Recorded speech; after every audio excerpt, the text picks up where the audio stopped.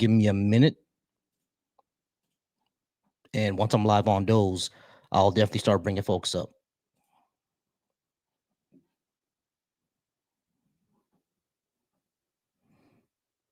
All right, cool.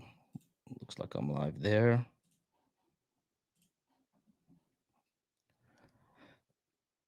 I appreciate y'all. Y'all go ahead and start liking this live. Start sharing this live, please. If you would like to talk about what I have on the board, I definitely appreciate you. You can also call in. If you'd like to talk about what I have on the board, I appreciate you. You can always call in if you're not able to send a guest request. If you're not able to send a guest request, go ahead and call in, and I'll definitely talk to you over the phone as well. I'm just going to go ahead and bring up Avenged Undergrad. Thank you for being patient, Avenged. Hey, man. How's it going? I'm all right. How's it going, Avenged?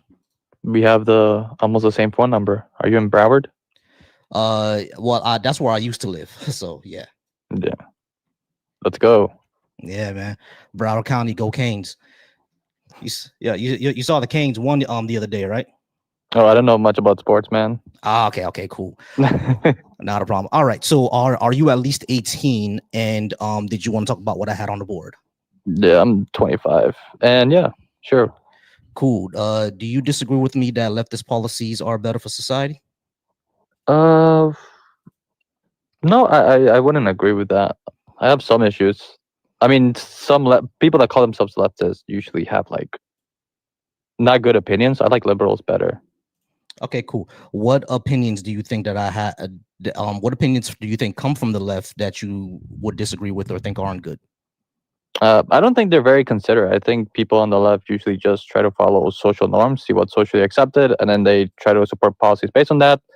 I don't think leftist people try to be like, no, I'm not saying you, but I'm saying like in general, people that call themselves leftists and like they're very social media-y. Like they don't look at textbooks. They're not interested in that type of stuff. They see people, they hop into norms and catchphrases like, oh, everyone should have healthcare, everyone should have education, and they don't look into literatures. So that's my problem with leftists. I would disagree with that because I would say that's basically you're a typical like non-engaged person, you know what I mean? But a lot of leftists that they talk about, one of the things that people have an issue with a lot of leftists is that they speak about theory a lot without actual talk about praxis. You know what I'm saying? That's one of the big things on the left right now, as a matter of fact, where a lot of it is talking about what to actually do. They talk about the theory of it, but not really how to put it into, or how to do good praxis. You see what I'm saying? So yeah, that's a good point. So they do talk about theory a lot, but one thing when you say that they just go off of like basically what's popular, what's the status quo, I wouldn't say not really, because what's the status quo is typically against what the left wants. You know what I'm saying? There are still people who say that single payer healthcare is like government tyranny and stuff like that. So it's not really the status quo. It's more popular now ever since Bernie Sanders, but it's not really what status quo is. People are still really, really afraid of it. So hey, Happy New Year, Black Liberator. But the leftists typically go against the grain of what people would typically say is kind of normal for society, especially when it comes to social issues. Right, but I think like the left has a pretty big hand on the internet. They have like if you're very deep in social media, like you are probably going to be either far right or like far left. Like there's no like big liberals like talking about the internet all the time, you know? Right. So I would say yeah, I mean when it comes to the internet, yeah, a lot of people I would say the internet is more on the right, especially when it comes to social medias. What's going on to here? Happy New Year. When it comes to like to social medias, especially things like Twitter and the podcast space skews heavily right. You see what I'm saying? Because the largest podcaster right now is still Joe Rogan, and much of his content skews heavily to the right. You see what I'm saying? So yeah, correct. Yeah. So like, yeah, sure. When you say Like when you're on the internet, I would say I would kind of agree with that. Most people on the internet are there's no really in between. Yeah, I mean, and that's because the in between. Whenever like I talk to people who are kind of more in between, they're just kind of Republican light. You see what I'm saying? They the only thing they really agree with is like same sex marriage, but everything else basically skews to the right. Yeah. So okay. So let me just rephrase. That is true. So I don't want to downplay the existence of the far right in internet spaces. However, I think that the far left is very intertwined with internet subculture. So like, I I don't agree. think someone from like the work, like I don't think leftism is very heavy on like people from the working class, like your 50-year-old mom, my 50-year-old mom, your grandparents. I think it's heavily concentrated on teenagers, I agree. people that call themselves leftists. I agree. Now, like a lot of these positions kind of skew young, right? So you'll Correct. you'll see you'll feel like a lot of people who are far right are Gen Z, and a lot of people who are far Yeah. left are younger millennials and Gen Z. You see what I'm saying? So they skew these movements kind of skew young because they come up on the internet. So yeah, I could kind of agree with that, but when it comes to actually like that's why you would see that the people you run into who are on the left may not really know a lot of the literature because like they're kind of young, right? Yeah, But but actually, you go finish. My yeah, bad. but the people who actually give me 1 second. Hey Troy, if you're not gonna come up, then stop bitching on in my comments. Actually have a discussion or kind of go away. You know what I'm saying? So all right, but yeah, so that's what happens. They kind of skew young because of that, because that's how social movements are. They're always gonna skew young. That's why when you run into people, you're thinking that they don't really read a lot or kind of know what they're fully what they're talking about. But when you actually speak to people who are like within spaces of like activism and stuff like that, you'll see that they start to actually know what they're talking about because they read a lot more and they research like what these policies do. You see what I mean? Yeah, correct. So I don't disagree with that. But like, for example, liberals, like the highly educated liberals are way different from like the highly educated leftist. So highly educated leftists, like they basically at most read like super hardcore, non-mainstream literature, like Rosa Luxemburg, Marx, etc. And then Ezra Klein, like he probably actually talks to like economists. He probably listens to textbooks and all that stuff. So I think those two kind of groups are entirely different in that sense. Like yeah. So when we talk about liberals, we gotta see like what exactly do we mean by liberal? You mean like you're kind of mainstream Democrat voter? Yeah, center left, maybe Bill Clinton, Mhm, Clinton's, maybe Barack Obama, those mhm. people. The difference that I see with like liberals and leftists is that when it comes to liberals, right, they're more willing to engage in basically like what I would call like world policeism. You know what I'm saying? Like military actions, more going out of their way for foreign aid, and they have disagreements on what to do about Israel, right? So that's really the hard line between, I would say, liberals and leftists. And liberals are more on the line of let's engage and try to reform capitalism, while leftists are like, this can't be reformed. We have to do something completely different. You see what I'm saying? So that's really much of the difference. It's more on like foreign policy and the economy. Liberals are more on the end of they're still capitalists, just want to rein in a lot of capitalism. And leftists would say that we can't really reform capitalism. We got to do something else. That's Yeah, really the correct. difference. Yeah, I think leftists hop on conspiracy theories way too much, unlike the far right.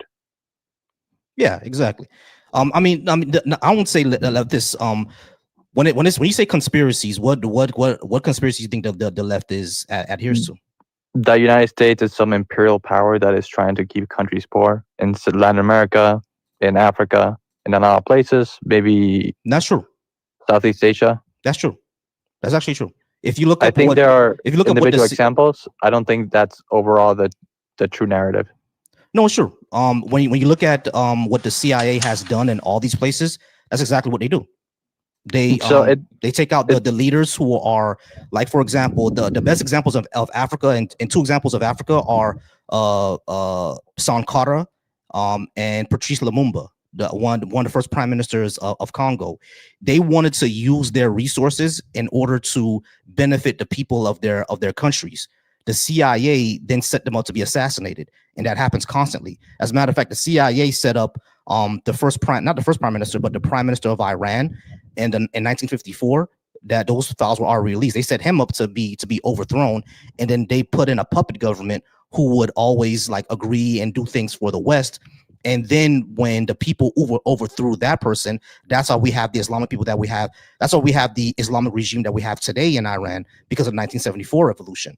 Like the CIA has been involved in like doing these things in South America and Africa and the Middle East by, either assassinating or overthrowing their leaders and putting in leaders that will be friendly to the West into American interests. Like that part actually is true. No, yeah, I know the intervention is true, especially in the Cold War.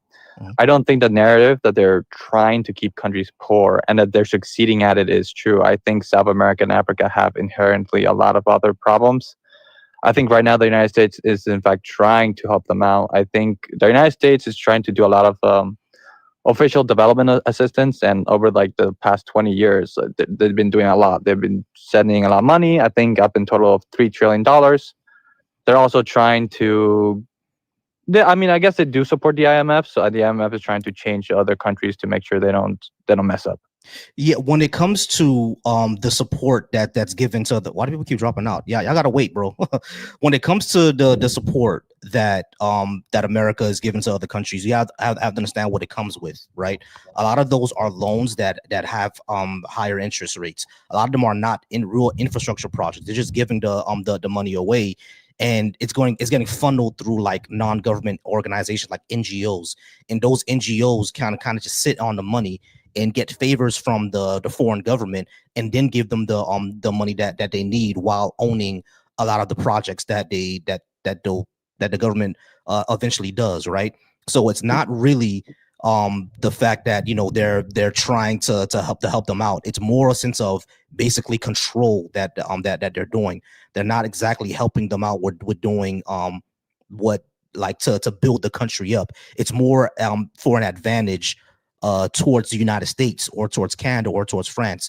Like France did the same thing in all of its former colonies, right, in the Sahel region, which is right in the Sahel Alliance. They kicked out France and they kicked out all the gold mining companies from the French companies because they said the same thing.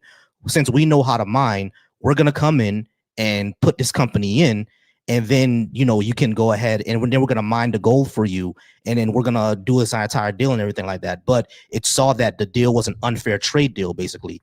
Like those companies will take at least 80 to 90% of the profits, so they're extracting the resource while the country doesn't benefit from it. The same thing is happening in Sudan with the United Arab Emirates. The UAE has mining companies in the Sudan, but they're basically funding a civil war, basically funding a genocide in order to make sure that the Sudanese ethnic group that wants to take over and use that gold to benefit Sudan is not in power. You see what I'm saying? So this happens a lot. America has done that too. In the Congo, Germany has done that with the beers, where they funded civil wars over diamonds. Kanye West song, Diamonds Are Forever. That's what that song was about. It was about blood diamonds. The movie Blood Diamond even shows you that too, where private companies from Europe will set up diamond mining companies in Africa, and they would like basically fund or cause ethnic strife in order for the ethnicity there to sell them cheaper diamonds. You see what I'm saying? And then they will turn around and sell those diamonds to consumers for tens of thousands of dollars. Like this is a case all the time, and this happens in Haiti too. In Haiti, like where this T-shirt was made, where my parents are from. My parents are from Haiti. Like the Hanes company over there, they set up sweatshops and pay those people 10 cents an hour. And then when those people rise up and say, you got to pay us more, they would fund the gangs in order to crush the rebellion. You see what I'm saying? So this happens a lot. This is why when people say that the West is trying to help them out, you have to look at what really is happening, because it's not really. No, but when we're talking about official development assistance, I don't even think that's loans. I think that's just free money for education, health expenses, diseases, all that stuff. And there are studies, like, for example, they give money to a certain country in Africa, and they found out like only 10% of the money is spent on education. because obviously there's a lot of corruption in these countries. I don't think that development assistance was something loans, and I do think the IMF, however, does hand out loans to countries Mhm. in certain situations, but those loans are below market rates. That's why countries have to accept them, because they're Right, not going to get exactly. them from the United States, the UK, from other countries. Mhm. That's why they're forced to accept these loans and accept all the conditions with the loans. Right, exactly. And those loans are essentially neocolonialism because they have higher interest rates, or they're tagged with like No, they you have have lower to. interest rates. IMF loans are famously known for having low interest rates. Right, but what I'm saying is that in order to pay it back, you have to pay. You have it's basically you have to spend a certain amount of your GDP paying the loan back. You see what I'm saying? And when you send a certain amount of your GDP paying the loan back, that money isn't going to invest into the country. It's going to be basically paying off the loans. Like the IMF did this to Haiti, like So for. the IMF only goes into countries that already have like debt problems. Mhm. So like instead of borrowing them at like 10% interest rates, they go into a country. You're like, okay, we'll give you 3% interest rates, Mhm. but you have to reform your economy. That's what they do. Right, you have to reform your economy, and that loan you have to use 25% of your GDP in order to pay back the loan. So it's not the economy doesn't get reformed at all. And not only that, yeah, you have to reform the economy, and a lot of times when they do those reforms, they're more advantageous to the West and to the actual country. No, but they're to the actual country. It's an organization full of experts. Like I for example, they might go into, I forget what the African country is, but they might say, hey, you guys need to diversify. You guys depend too much on diamonds, and that's not good for you because you could have like business cycle effects like every 3 years, and that's kind of problem for its political stability. You might have labor market problems, or like you have 20% youth unemployment rate. You might have way too much spending, which is why you were in a debt problem in the first place, and you need to ramp down of the spending, which is what a lot of protests come down to against the IMF, right? They tell countries not to spend.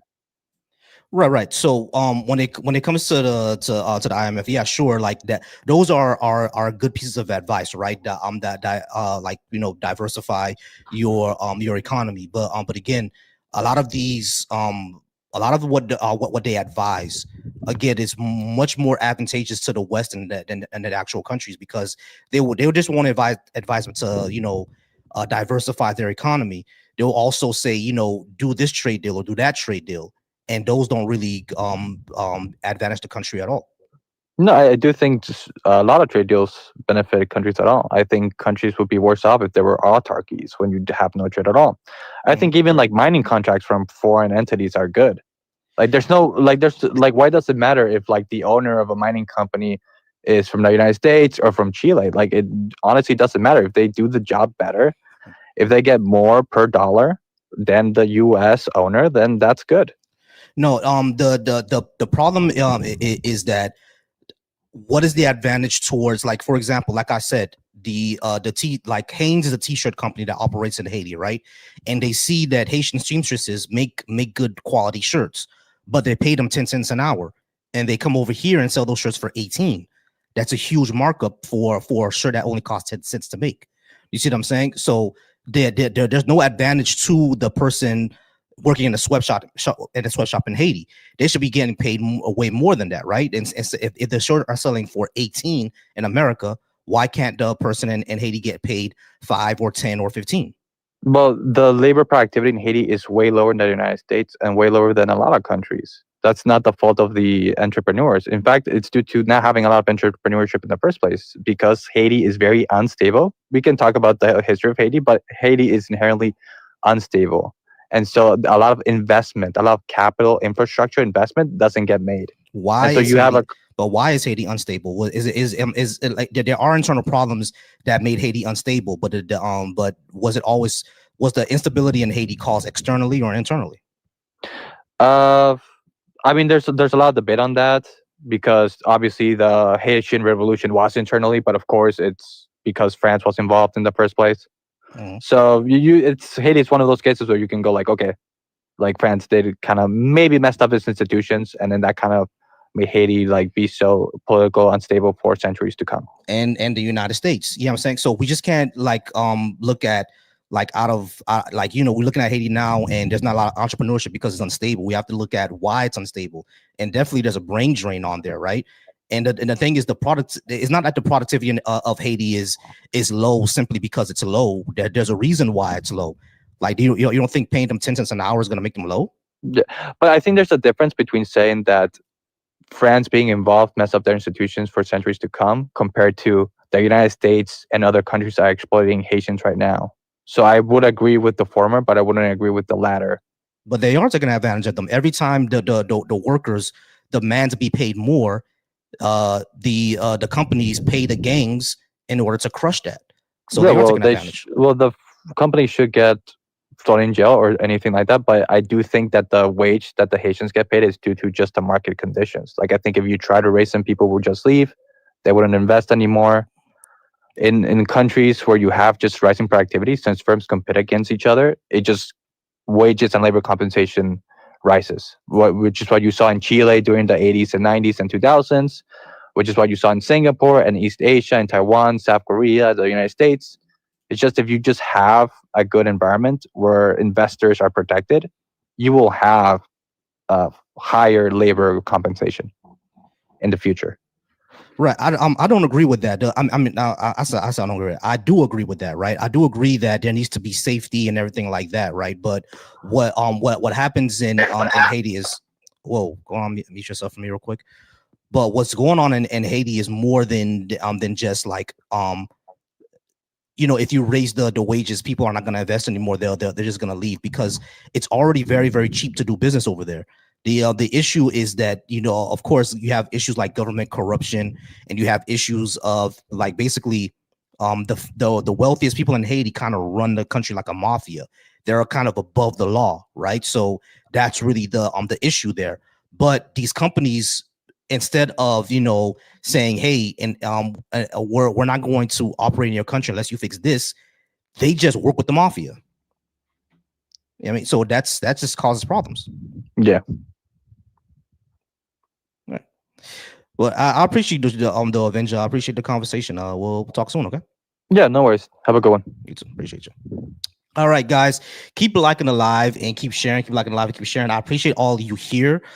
Give me 1 second. Zado, is that your name? Yes. How's it going, Zado? Are you at least 18? And do you think leftist policies are better for society? I am 18. I do think it's a good alternative, but I believe there's a better one. What's the better one? Sharia law. You think Sharia law is better for society? Yes, in general, yes. Generally, yes. No, I don't think theocracy is good for society at all. Why would a theocracy be good for society? I mean, if the theocracy have good laws, good wealth distribution to people, then it's good. Well, I don't believe in the Bible, so why? I mean, not the Bible. I don't believe in the Quran, so.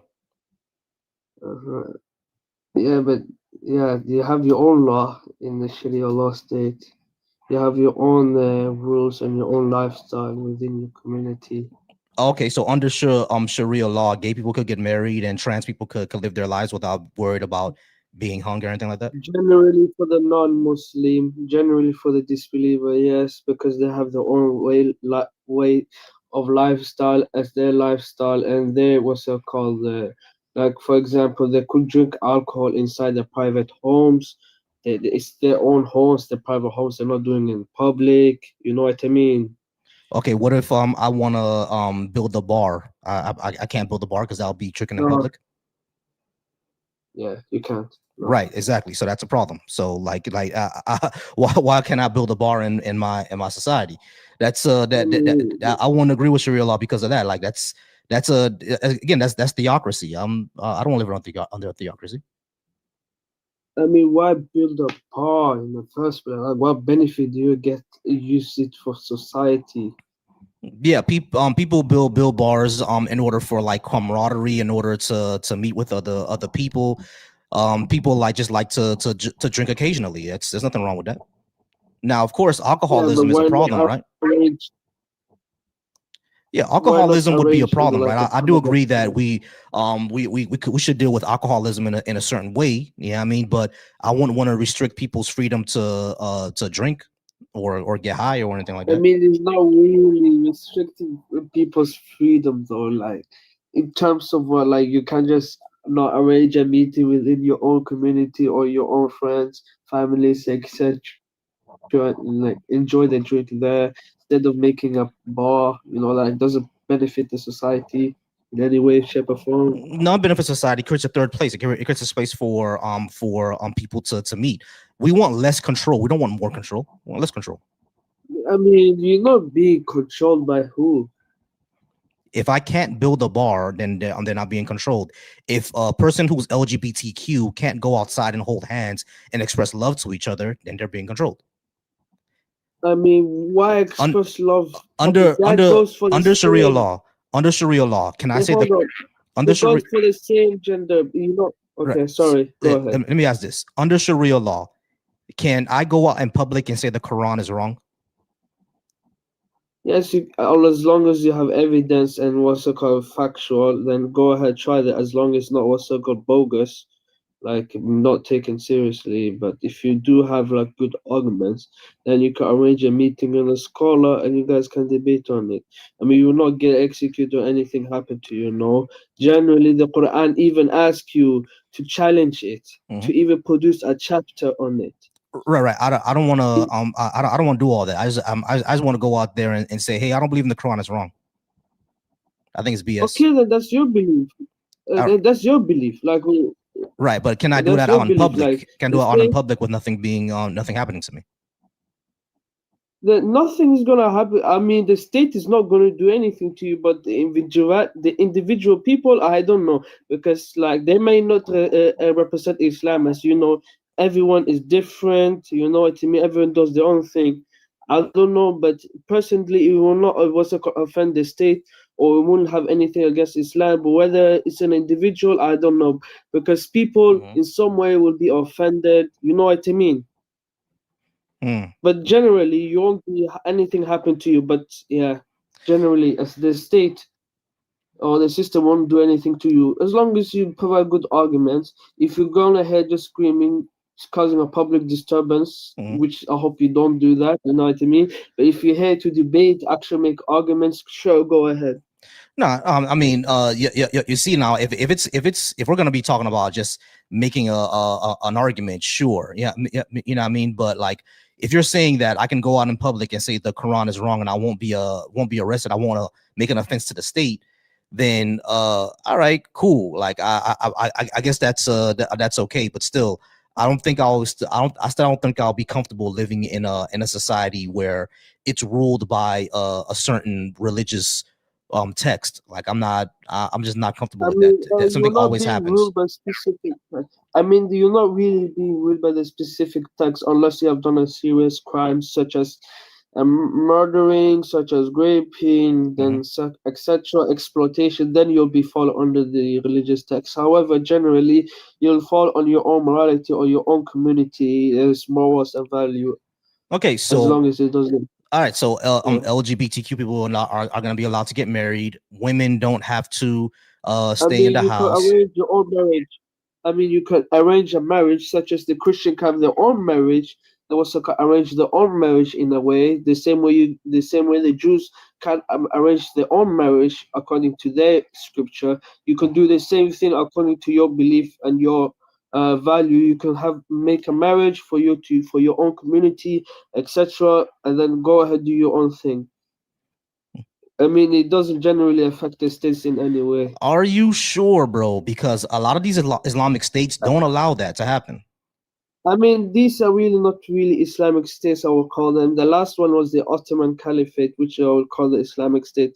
Generally, these people are in cahoots with the Westerners, which destroyed the Ottoman Caliphate.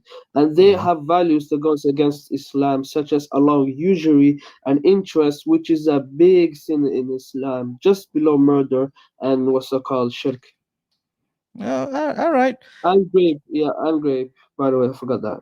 And grape. Usually, it's like biggest sin. It's like comparable having a war against God, Hmm. which is nothing. Which is like what's it Hmm. called? Losing battle. You know what I mean?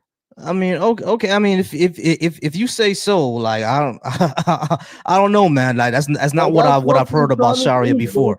I don't, no, because the thing Yeah, is that, no. But mhm, the thing is, you have to really study the Islamic history. Just don't take the present state because I would say that we're in a dark age. You know mhm. the term dark age I know about the Dark because there's Ages. no scientific achievement. Yes, I will call that is a dark age as many Muslims refer to this time and period dark age because we've been massacred, extremists, etc., taken over. You can research about the Islamic Golden Age, Mhm. especially my favorite part was the Abbasid Caliphate during the Baghdad. I You heard know, about. Yeah, everyone, I've heard of those. I've heard of those. I mean, but the thing yeah, is, what yeah, you're everyone came, right, but so no, what everyone you're came saying, extra. no, give me a second. But like, it's like, I hear what you're saying, right? But people that I've spoken to that have advocated for Sharia law, and whenever I ask them, hey, is this a theocracy? Are we going to be ruled under like Islamic principles, meaning we have to follow what the Quran says? They've all said, yeah, that it's basically a theocracy, and I'm not sure that, or I I'm mean, even that not is for the sure. I do Muslims not want to be only. ruled I by mean, that is for the Muslims only. That is for the Muslims only. all right, so if As it's for in the the Muslims Quran, only, people. then all right. So okay, so this causes kind of contradiction because if it's for the Muslims only, you can go ahead and have Sharia law right now in your own community if you want. We don't need to have it I for all of mean, society. there's what's it called? No, that's the thing is there's what's it called? There's two things for it to be applied. There has to be two things. First of all, it has to be majority Muslim. Number two, it has to be a Muslim ruler that what's it called? Then it can be initiated. Right, But right. right now, you don't see that going on. Okay, so it has to be a majority Muslim, and it have to have a Muslim ruler. So if that's the case, then you can all just move into a neighborhood. Yeah, I mean, you can vote for a block captain or something like that, like we used to have, in back in the day, have a block captain, and boom, you have to do, Sharia whatever in between each other, right? Yeah, that's just okay. That's just within the community. Sharia law means for the whole caliphate, for the whole, 2 billion Muslims. That is that a community? Yeah, I don't want to live under a theocracy, bro. I'm sorry, Yeah, no I'm good. worries, no worries. It's your opinion. I'm gonna respect that. The thing is, you're confusing that you should be living under what the Quran said, what the Quran is teaching the Quran and the Sunnah of our Prophet Muhammad sallallahu alaihi wasallam. Generally, that is only for a Muslim. You have your own morals, and that what Prophet Muhammad sallallahu alaihi wasallam understood. The last prophet, he understood people have different morals of Mhm. different religion and culture. Unless you convert Yeah, to and our so if that's the religion, case, yeah. So if that's the case, uh, we don't need Sharia for the whole world. You can just do Sharia in between each other. Like I was saying, I don't think it's yeah, no necessary. worries, I just don't want to live in a theocracy, no bro. worries. No, but no worries. But they're bound to be someone in the majority in the caliphate. They're bound to be someone who is what's called Muslim. Therefore, these laws and rules were introduced to make up for them. You know what I mean? All right, cool. I got you. All right, Zado, I appreciate you being up. You have a great day. Do you have any more questions? No, I'm good. All right, yeah, but yeah, I'm not living in a theocracy. I'm all right. Hey, Kicker, go ahead and come on up. I already sent you a request. Not sure why you're asking me if if I'm a Somalian. I know we all look the same to y'all, but I am not. You can definitely see on the corner of my name that's not the Somali flag. So not sure why you're asking me that. But anyway, if you'd like to come up, go ahead and come on up and we can have that discussion. Let me go ahead and invite you again. Yeah, you asked me if I own a daycare in Minnesota, but I know what that dog whistle is. All right, I know what a dog whistle is. Okay, so we don't have to pretend.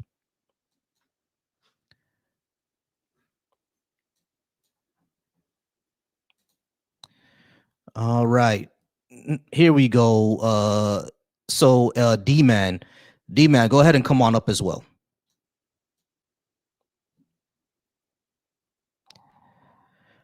All right, D man, go ahead and go as well. All right, so shout out to everybody who's watching me on YouTube right now. If you're watching me over on the Deconstruction Junction, shout out to you. If you're watching me on Volcy Thought, shout out to you. And if you're watching me over on Facebook and Instagram, shout out to you over there as well. I appreciate all y'all being part of this. There is a call-in number, so if you'd like to call in and talk to me about what's going on, go ahead and call in, please.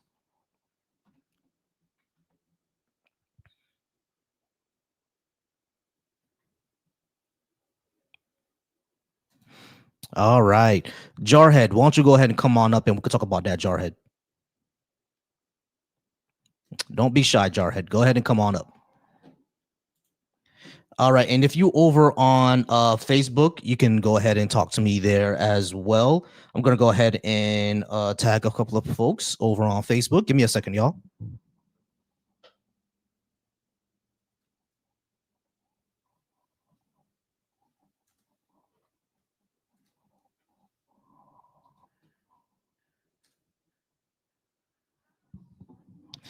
All right. Well, I'm back. All right. So, Jarhead, if you would like to have that conversation with me, definitely go ahead and come on up. I already sent you a request.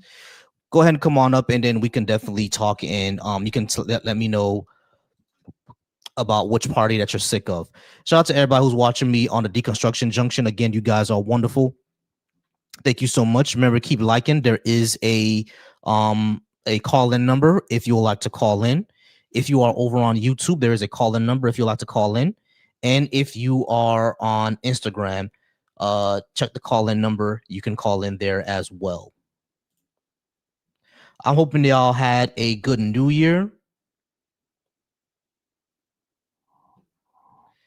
Hey, Net, what's going on? The topic is on the board. Leftist policies are good for society. Just waiting for somebody to come up and debate with, or they can call ahead and call in. Shout out to Net over on my Facebook. And of course, over on YouTube, Resist, how's it going? Why does everybody want to talk about the Somali daycare centers?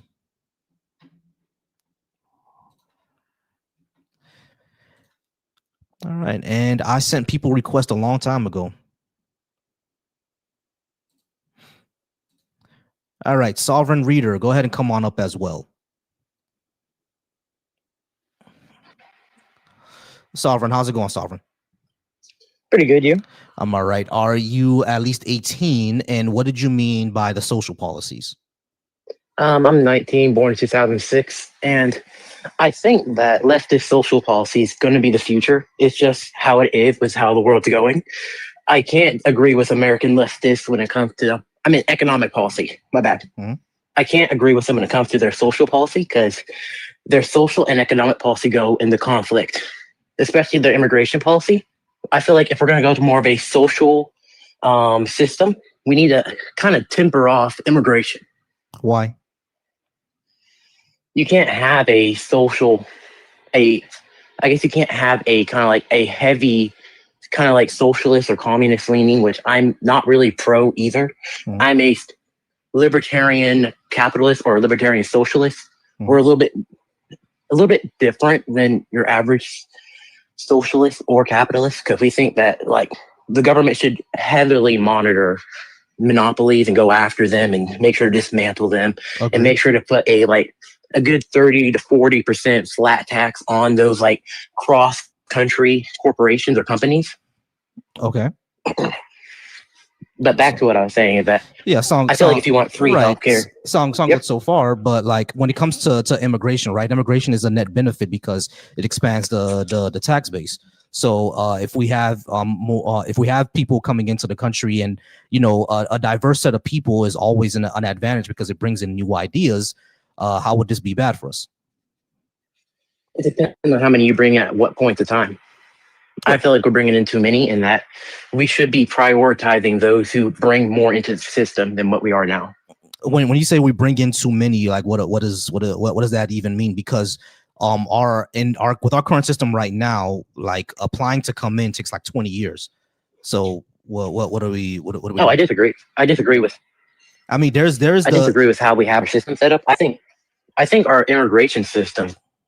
I am an immigrant, so I think our immigration system should be cut down to about a year-long process, maybe 6 months if it comes to a refugee situation. And I think our immigration process really should differentiate in a quick, timely manner. Kind of like, I feel like we should have our territories, right?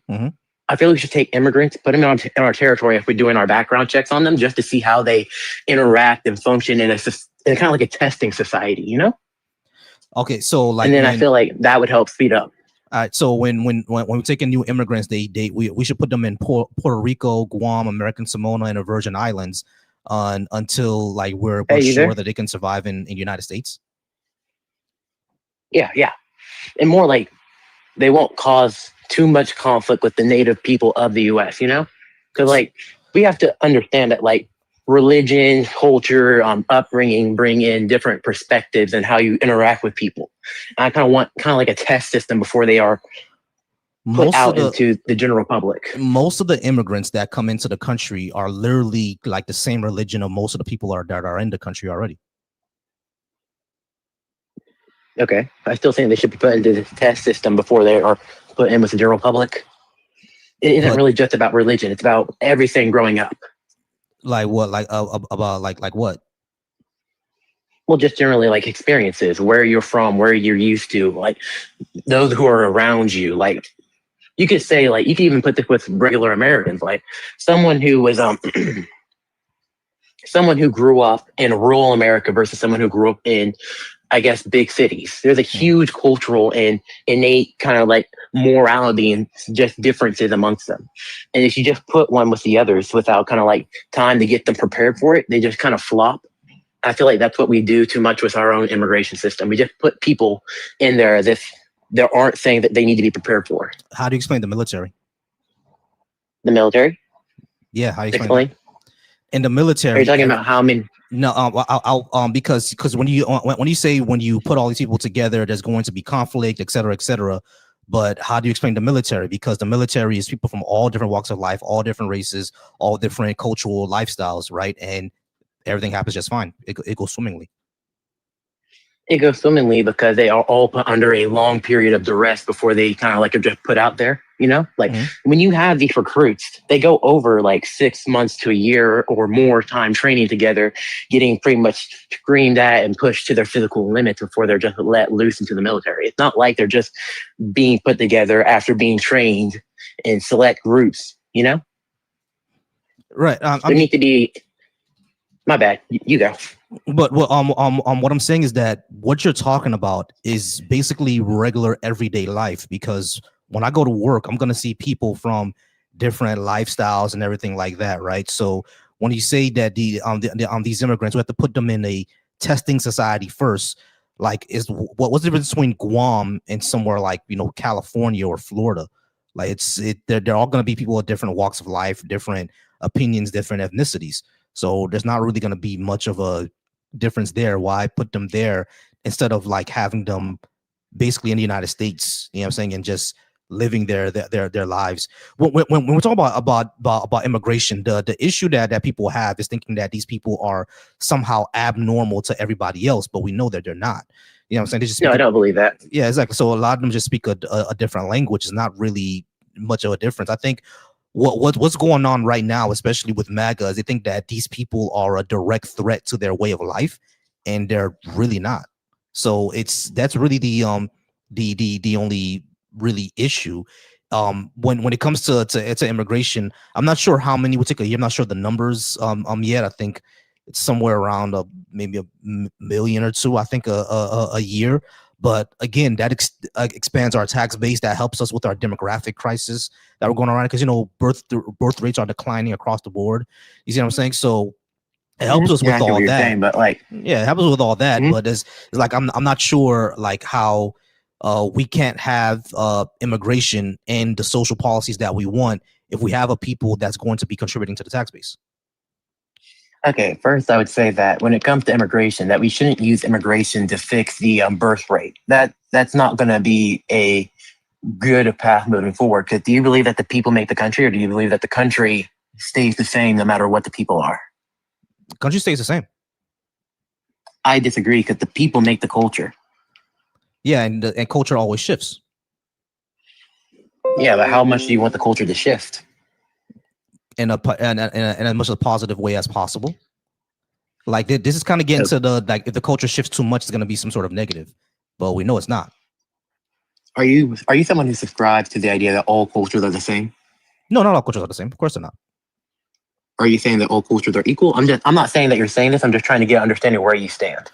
From where I stand, there are some cultures that do have negatives, right? No one, I don't think anyone should deny that there are things that are negative in some cultures.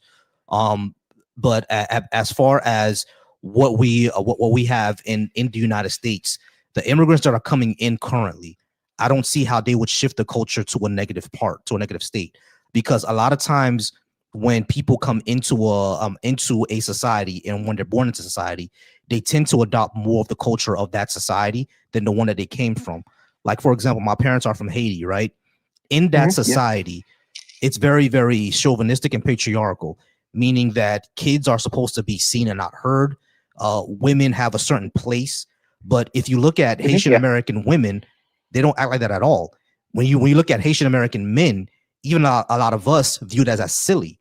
You know what I'm saying? What do you mean by place of a woman? A lot of us think that's silly. You know what I'm saying? So it's like, that means that we adopted a lot of Western culture. So when we say that, how much do you want the culture to shift? I want to shift in a as much of a positive way as possible, because diverse opinions bring that, right?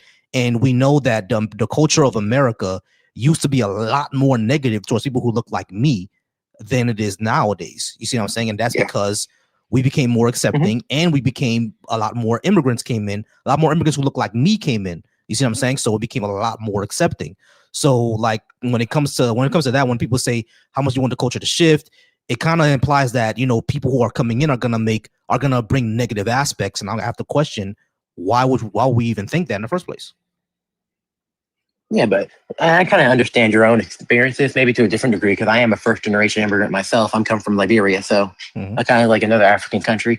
And it's just like, I've seen in my own kind of like Liberian American community that there are those who do try to refuse to change, those who try to carry their culture into America. Like, there have been a couple of cases where like children had to be separated from parents because parents were trying to abuse children, or men were trying to take away women's rights in these certain situations. And I'm saying that while these do happen in small cases, that if we bring in too many people from similar or the same culture, they're going to usually, like, it's human nature to group up, and that if they do that, they won't adopt American culture. They won't assimilate to our culture or bring in the goods of their own. My thing is, I'm not against immigration as a whole. I think, though, that when it comes to kind of like UBI, you know what that is, right? Universal Basic Income, yeah. Yeah, I feel like if we're ever going to get something like that, which I think is necessary for the future, I feel like we're going to, probably have to limit more, and then bring in probably more wealthy people. I don't really care where from. And then I will say that there is a concern that, like, I escaped the third world. I don't want it to chase me here, I mean, but how would it? You know what I'm saying? Because what you're talking about is people who are abusive, right? Most people are not abusive. So I mean, and those things that you're talking about are already illegal in America. You're saying that if we bring in like a lot more Liberians, we're gonna change the law for them to abuse their wives. That's I'm not saying that. Right. So it's no, like, I'm not saying that. I'm not saying we're going to change the law, but I'm saying that, like, it'll become more acceptable. How much risk do we want to? I don't think it'll become more acceptable to abuse your wife. Like, it's like I'm not sure where we're going with. Right. No, it's like the thing is what I'm kind of struggling with. I'm not sure where we're going with this, because it's like, if what you're talking about is abnormal, you know what I'm saying, already, you know what I'm saying, most people are not abusive, even in cultures where, they don't put a lot of emphasis on, treating women well. Even in those cultures, most of those husbands are not just beating on their wives. You know what I'm saying? So is one of those things where I'm like, I'm kind of lost on where I'm kind of harping on that point. I do apologize. I'm kind of harping on that point. Yeah, I know. But I'm kind of wondering. I'm just kind of using that as a reference point of what do you think? Like, if you bring people in mass, what exactly is going to happen? Because I remember 10 years ago, this was a conversation with Syrian refugees, where people said if we bring in all these Syrian refugees, the culture of America will change, and people will bring in Sharia law. And there are people, there'll be like Qurans everywhere and everything like that. And this was 10 years ago. None of that happened. So it's like when we talk about, culture shifting, what do we mean? Like, I'm always struggling with what exactly does that mean, and what do people think is going to happen exactly? First of all, I'd say that most people, you're right, won't do that. But I'd also say that people from the Liberian community, which I'm not saying most people from Liberia do that. Most people I know don't, and they are against it because they're very proud Americans. And I'm not saying that all immigrants do this. And I'd say that most legal immigrants do want to become American. That's why they did it the legal way. But I'd also say that they're also slightly a bit more tolerant of it. And what I say when I think culture shifting, I think culture shifting is a 30 to 40-year thing, you know? It's not going to happen within the first 20 years. It's going to take about the third generation before you start to see the culture shift. Right, but when we talk about culture shift, right? We all want to the cultures are always going to shift. That's just a thing. It's going to happen. Culture's going to shift. Yeah, but like what people are concerned about is shifting away from the status quo, what we know, but that's not necessarily a bad thing, is it? It depends. Do you like the status quo of where you live, you know? No. And if people of that area, if the people of that area don't want to change, should they be forced to change? Yes, because the people in Florida is a very racist state. That should change. Okay, that's Florida. I'm talking, I guess that is a point. Wait, you think people of Florida are racist? Florida's a racist state. Yeah, Florida's very racist. Now, I've had a lot of good experiences in Florida. The thing is because I grew up in Miami, right? So a lot of people kind of assume that because it's Miami and there's a lot of Cubans here, then it's gonna be all good and well. No, a lot of those Cubans are racist. No, yeah, I bet. Like, if I'm right, nothing against the Hispanics, but they kind of do have a bit of a homogeneous culture, you know, where they're very tight knit, you know, and a little bit XC to outsiders, right? Or at least that's what I've experienced when I've been around them. Outsiders who look like me and you. But if they're a bit colorist, right? Yeah, if an outsider looks like Timothy Chalamet, they're gonna be very friendly with that guy. Yeah, they love that guy. Yeah, exactly. But if an outsider looks like Kodak, it's gonna be a problem. Yeah, and I'd say that's a big issue when it comes to culture shift, you know? I'd say that, like, for all the benefits you get from bringing in new cultures, you also have to deal with some of the fact that some of these cultures aren't going to be so, I guess, progressive as America. I'd say that's a portion of it. I mean, America has shifted much more to the right, like a lot.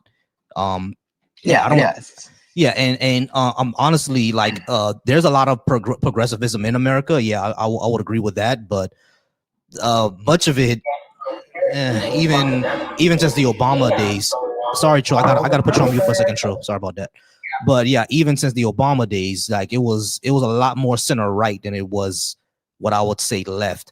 But what I want to know, what I'm kind of still struggling with is that when it comes to the shift or the culture shift of America, bringing in more and more immigrants, I guess, from the third world, how much of the shift you think is going to happen? Because like you're from the third world yourself, I am myself. Yeah, I mean, so it's like, what is the shift that you think is going to happen? Because I don't really see what the big shift would be. It, for me, kind of like depends. Kind of like, again, the quantity of how many you bring, and then do you make sure to keep them separate when they're in this kind of assimilation stage? My issue is that in a lot of places recently, we haven't really do that, bro. Why would we keep them separate? Why would we do that? Do we want to really have a whole new culture kind of develop inside of America? Like, do we want to like break the like unity of the country? Like, I'm not saying that different cultures can't unify, but it makes it a lot harder to. And we already have so many different cultural problems between like northern states, southern states, western states, eastern states. Do we really want to bring more problems when it comes down to like unity? I mean, I'm not sure if I'm sorry, sure. Give me 1 second. I'm not sure if America is even unified at all. Yeah, because of what you said. Yeah, I mean, but like when it comes to like issues of I guess unity, unity in what sense do you mean? Like viewing everyone, like viewing all of us as American? Because like that's an issue now. You know what I'm saying? Because like, for example, look at what happened when Hurricane Maria hit Puerto Rico. People didn't want to help. And then when Hurricane Harvey hit Texas, it was all, let's help our fellow Americans.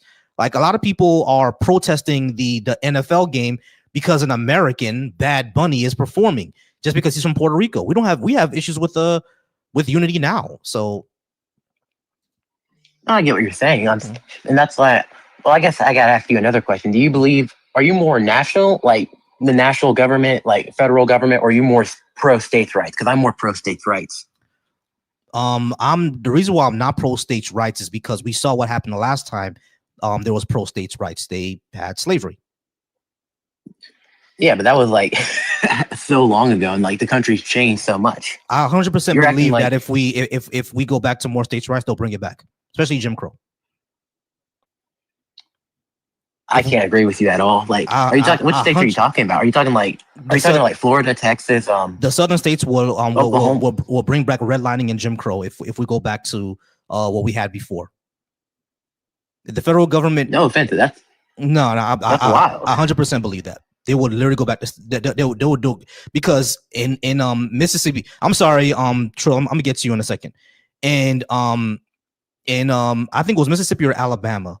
There was a town that they're racist there. Yeah, there was a town that voted for a black mayor, and the all-white city council literally locked him out in order for him to not do his job. They would bring back Jim Crow. Texas, especially. If you ever heard about Vidor, Texas, they will bring back Jim Crow. Louisiana will bring back. Are you Jim talking Crow. about towns within these areas, or are you talking about the state as a whole? Because like the state, because those states are all Republican led. They will bring back Jim Crow immediately. 100% think so. I don't know, man. Like, no, I know. I'm a Southerner myself, and I've had no issues until I go to Alabama or Mississippi. Which state? Me, Oklahoma. They're gonna bring back Jim Crow in Oklahoma, bro. Repeat what you said. They'll go back to Jim Crow in Oklahoma. Nah. Yes. Have you been to Oklahoma? I've People heard are pretty enough. chill here. I've heard enough about it. They'll bring it back. What'd you hear? I'm just curious because I need to understand where you're getting these opinions from. You know. Not nice thing, especially in that panhandle. Oh, the panhandles. Those people are weird. Like, they're really weird. Mm-hmm. Like, yeah, and they're Bigfoot people. Every county in Oklahoma voted for Trump, who is like an outright racist. So I guess that's like a fundamental disagreement between me and you. I don't think he's a racist. But that'd be getting into the weeds. Calling African and Caribbean nations shithole countries and saying Somalis are garbage isn't racist? I wouldn't say it's racist if like the countries he's talking about are like pretty bad. Like, would you admit that like Liberia and a lot of the West Coastern African countries are pretty bad states? Like, objectively, they're in pretty bad states, but calling them shithole countries and saying that Somalis are garbage and saying that, because here's the thing, we know dog whistles when we hear it, bro. That's the thing. Like you, I know as a first generationer, you may not know, but we know dog whistles when we hear it. You know what I'm saying? They say things without saying things, basically. You know what a dog whistle is, right? I know what a dog whistle is. Yeah, I'm not uneducated. I think I'm pretty educated. Right, myself. Right. So that's what I'm saying. These are dog whistles. And he's I don't know. I feel like and the thing is, I feel like he'd say the same. He already dropped the mask when he said that Haitians are eating dogs and cats in Ohio, something that was obviously not true. But the reason why people wanted to believe it was true, if you said a whole bunch of Germans were eating dogs in Ohio, do you really think they will believe that? No, but if they said that the Germans were starting to believe in what's his name, you know the guy, I believe that, you know. Right. But I'm talking about something as we know in the West is not accepted, such as eating cats and dogs. You really think that if they said that about a white ethnic group, people will believe that, or they will say you're spreading conspiracy theories? Why was it when it was a black ethnic group they believed it? I'd say the reason they believed it when it came from a black ethnic group because of where the people are from and the cultural differences there. Because I can say from where I'm from, they did eat cats and dogs. Like it's an objective fact in Liberia they do it. It's because they're starving. It's not because they want to eat them. But right. But you see how you put in that context? It's because they're starving. Yeah. During times of famine, people are going to eat what they got to eat. Right. If we're in a famine, yeah, you see a cat walking by, you're probably going to eat it. If you're in a famine, but I'm talking about regular Liberian cuisine. Is cats part of it? No, but monkeys are. Right, but we're talking about we're talking about. I know. I get what you're saying. Exactly. So this is. And I'm kind of dodging. I get that. Right, but this is what I'm talking about. Right, when they say that Haitians are eating cats and dogs, that came from a racist stereotypes of Haitians being cannibals or just eating whatever comes out the road. That's where that came from. I feel like neither of us are really going to change our point on whether Trump's a racist or not. So I guess, do you want to go back to my economic views, or do you want to keep on going down this? I want to ask one last question. Would you say that denying black people apartments in New York City, denying people apartments is a racist thing, specifically black people? Did you add context on why that happened? Yeah. Was there a reason, or was it just because they were black? Just because they were black. Remember, the federal government investigated him for this, and they found that even the black applicants who were qualified for those apartments were denied, and there was a big C for them. And witnesses said that you put that C to mean colored. Yeah, then I disagree. I think that's a bit racist right there. Right, that's what I think he should get fined for it. Mm-hmm. And like nothing against you. I'm talking to a commenter. I'm not really a Trumper. I don't really like him. I think that he's better than the alternative because I didn't really like Kamala at all. For me, if Trump is guilty of the crimes they say he is, I think they should arrest him, if not execute him. That's my opinion when it comes down to politicians who break the law. I think they should be held to a higher standard. All right, cool. Let's go ahead and we can go ahead and talk about Can I ask a question real quick? Yeah, go ahead, Troll. I'm sorry. That's like a huge jet plane sized hole in his logic group, and it's like, okay, earlier in the conversation he was talking about, like basically white people in the South being racist. Like, no, they're not racist anymore. And then basically based on your experiences, right? But then Trill, pause for me for a second, Trill. I'm sorry. Call from JC. To accept, press 1. Hey, JC, how's it going? Good. Hey, can everybody hear JC? Yep, I can hear him. Huh? All right, great. JC, hold on for me real quick. Let me let Trill finish what he was saying. I'm gonna get back to you. JC, did you disagree with what I had on the board? Yes, sir. All right, cool. Hold for me. I'll get back to you. Go ahead, Trill. And just finish. So like, okay, so like you didn't believe white people were still racist in like Oklahoma and all these other southern states or former Confederate states, but then I don't think Oklahoma. You asked him about Germans, right? Like, I don't know if you asked like, yeah, but like, if I don't know, something about like Germans, believe, yeah, you were saying like, yeah, if they were with the mustache man, then I would think I'd lean toward that thinking. So like, I'm trying to understand how it's believable for German people to revert back to, that ism, right? But it's unfathomable for you to believe that white people in the South are still racist. I mean, it doesn't make any sense. The reason I think that, because really, like, in most of the southern states I've been in, there I haven't had any negative experiences. Nobody treated me negatively. Like, in my own experiences, most southern people are just pretty much people just want to be left alone. So what are your now? If you try to force your Germans, my thing with German is really not. It's not the average German. It's just the growing, I guess, revival of that movement. Mm-hmm. Oh wow! Okay, so at this point, you gotta be trolling at this point. So you see the resurgence of authoritarianism in Germany. Is that correct? Not in Germany, but just kind of like in the surrounding generation.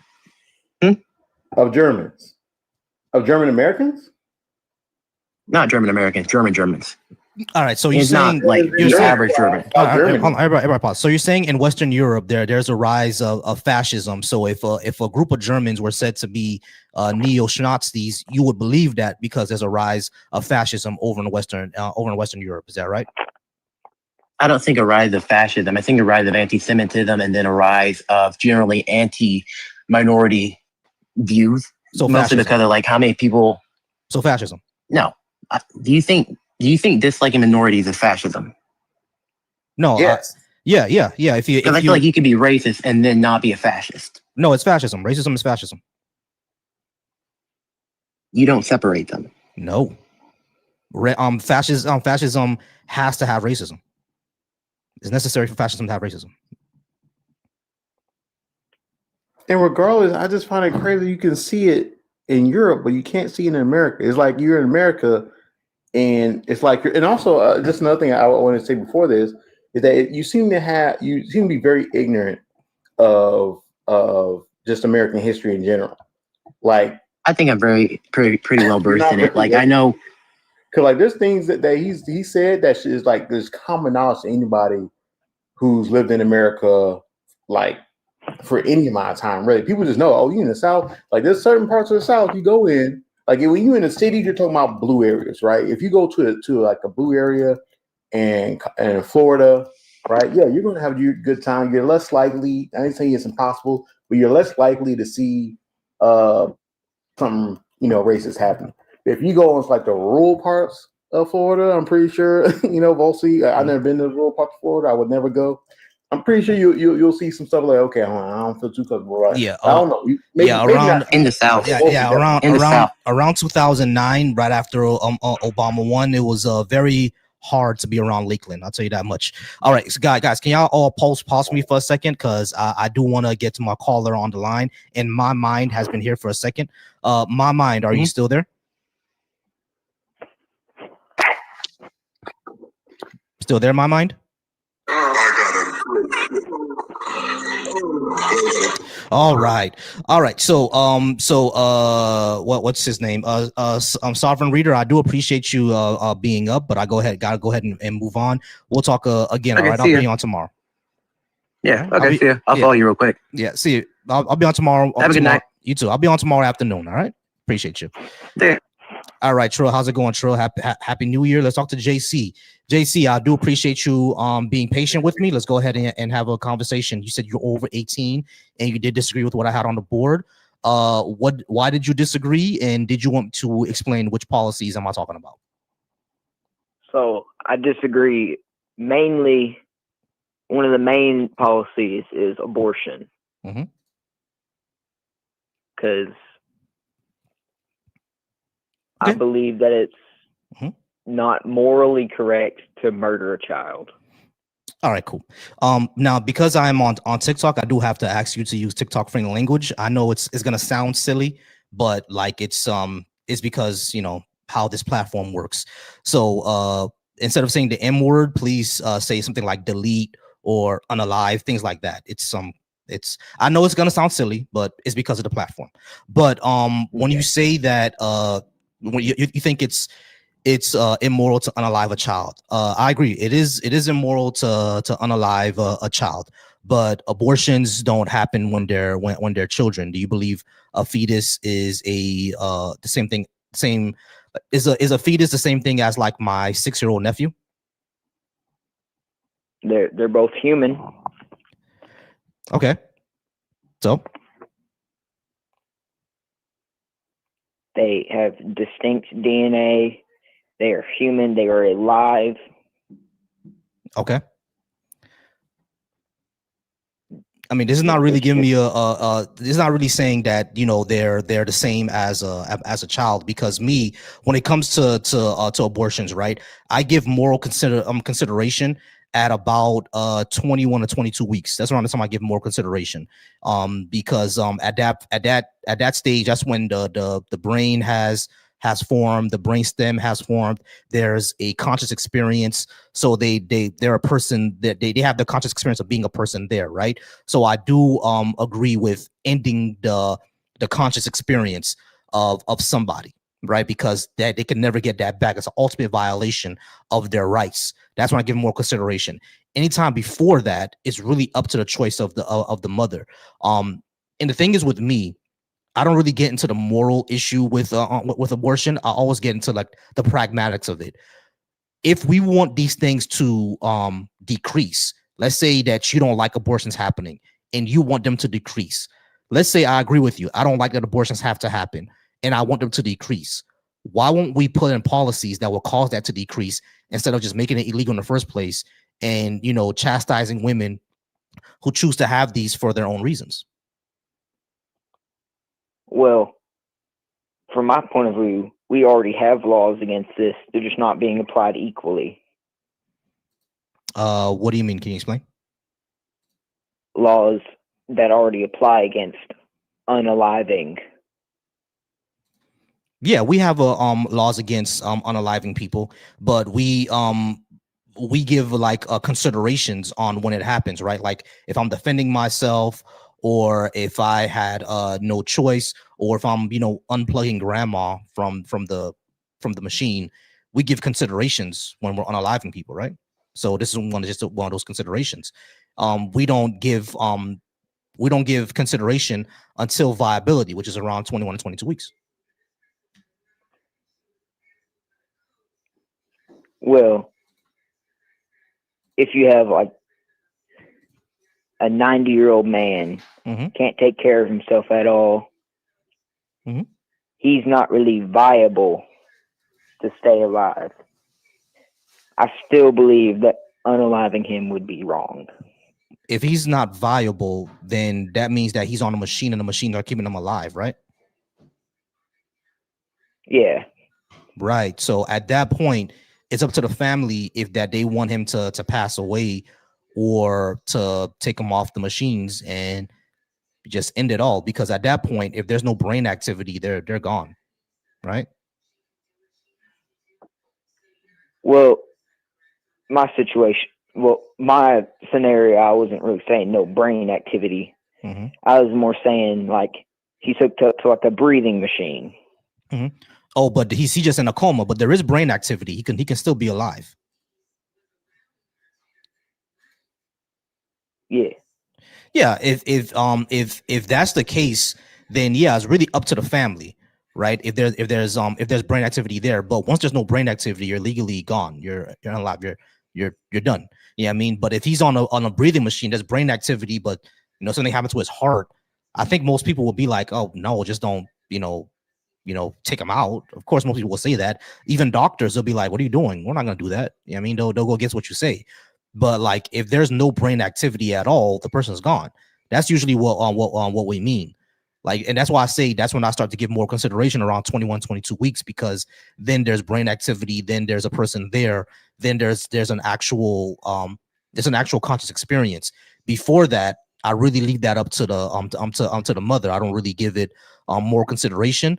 They can give it more consideration all they want. Like, I'm fine with that, right? My sister's currently pregnant right now, and she's at, I think, 3 or 4 weeks. Like, she's giving it more consideration. That's fine. You can give it more consideration. You know what I'm saying? So, but it's not really what I'm trying to say is that they what should happen is that if we want the incidence of abortions to decrease, let's put in policies for that to happen, right? Instead of making it completely illegal and taking away the right of the mother to do with her own body. What was disagreeable about that?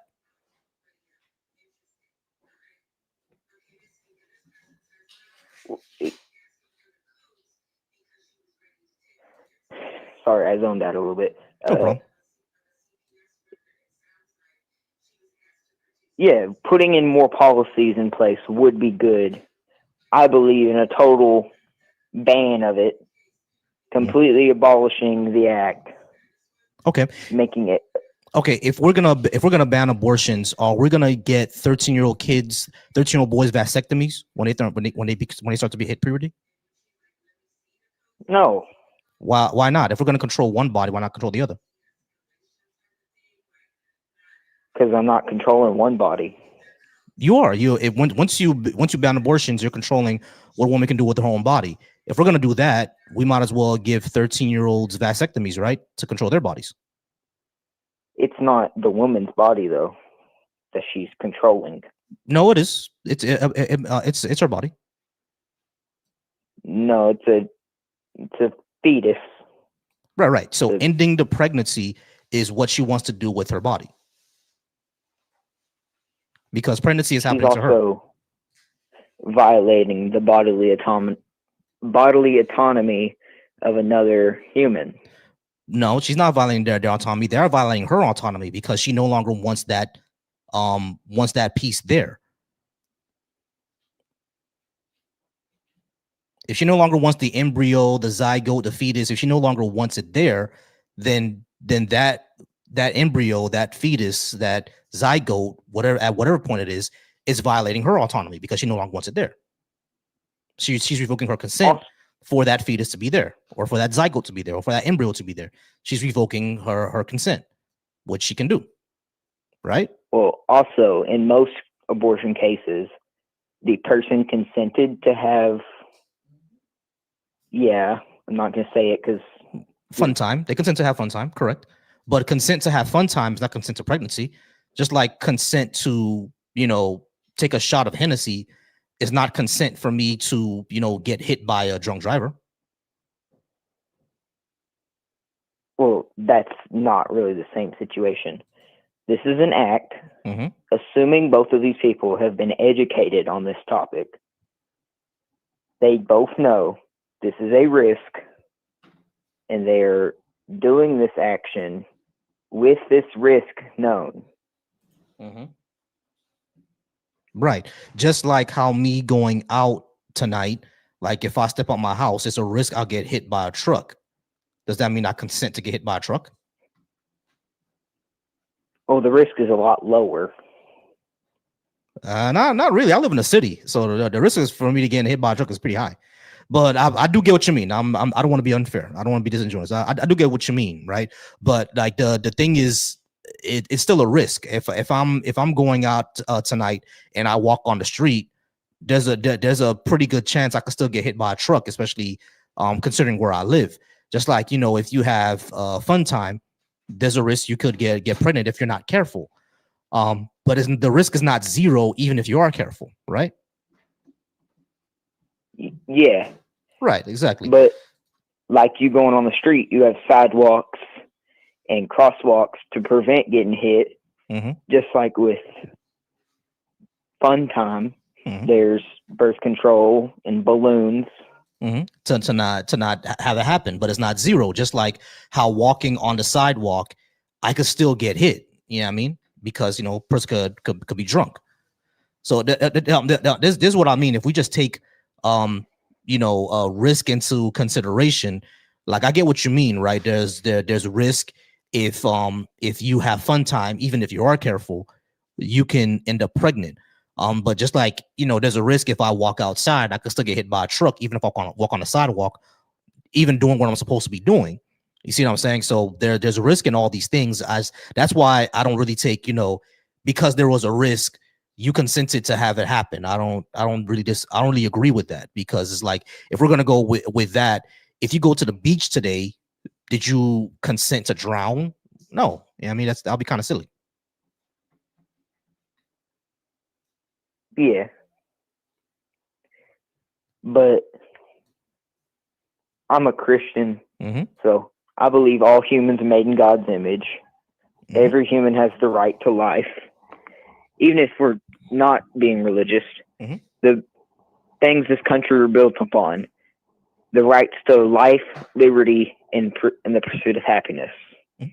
Yeah, I mean, I have no issue with that, right? Like, I'm not a believer. I'm an atheist, so it's like I don't think there really is a God out there. But if that's what you choose to believe and you think all life is precious, that's fine. I'm not gonna say that you're not supposed to believe or anything like that. You're raised the way that you're raised, like, and you could believe that. But at the end of the day, if you and your wife and your family believes that, right, then that's cool. But that, I don't think that belief should be beholden to all of society, because not everybody believes what you believe. There's even a lot of Christians who don't really believe the way you believe when it comes to abortion. You see what I'm saying? So it's like, we can't make that the standpoint of all of our society. Does that make sense? Yeah. Yeah, that's what I mean. But was there any other policy that you disagree with when it comes to the left? Transgenderism. Transgenderism. Like allowing men in women's spaces. Allowing men in women's spaces. What do you mean? Like when what do you mean? Like sports, bathrooms, locker rooms, all that kind of stuff. All right, cool. So when it comes to transgender issues, right? Honestly, I'm not very well versed in it. You should probably talk to someone who's probably more well versed in it. But with me, I'm kind of libertarian on it. I'm a live and let live person. Of course, we're all concerned about safety. But what I will always say is that people who are transgender, they exist, right? This is not something that they're just pretending or they have some sort of mental health problem. They exist. They're transgender. This is how they identify. Shouldn't we as a society, attempt to not just accommodate, but accept these people as much as possible in order for them to live happy and healthy lives? Well, I believe they do have a mental issue. Mm-hmm. Gender dysphoria is a recognized mental issue. Yeah, gender dysphoria, but you can be non-trans and have gender dysphoria. Like for example, I had gender dysphoria for a while. Well, I'm kind of self-diagnosing, but I know I had gender dysphoria for a while because I didn't like my height. Because all my entire life, people telling me being short, I'm less of a man, right? So I kind of had gender dysphoria because I had issues with my height. You see what I'm saying? So you can be non-trans and still have gender dysphoria, right? Yeah. Right. So I just believe that when people have that and they're getting pandered to, like people are like all these situations where it's like a 4-year-old kid and they like say, I'm a girl one day, and their parents are just like, yeah, you're a girl, and just feed the issue. Because like little kids play pretend all the time, and it's just getting like ingrained into their brain. They're basically just indoctrinating their child. Right. So when it comes to that, right? Yeah, sure. Children pretend, but if a child, let's call him Timmy, goes to his parents and say, I'm not Timmy, I'm Samantha. Yeah, sure. In one day, maybe even 1 day and a half, he's gonna be like, I'm Samantha, and the next day he's gonna say, now I'm Batman. Sure, that's going to happen, right? Because kids like to pretend. But if he says on Monday, I'm Samantha, on Tuesday, I'm Samantha, in a month, I'm Samantha, in 3 months, I'm Samantha, that's more than him or her just pretending, isn't it?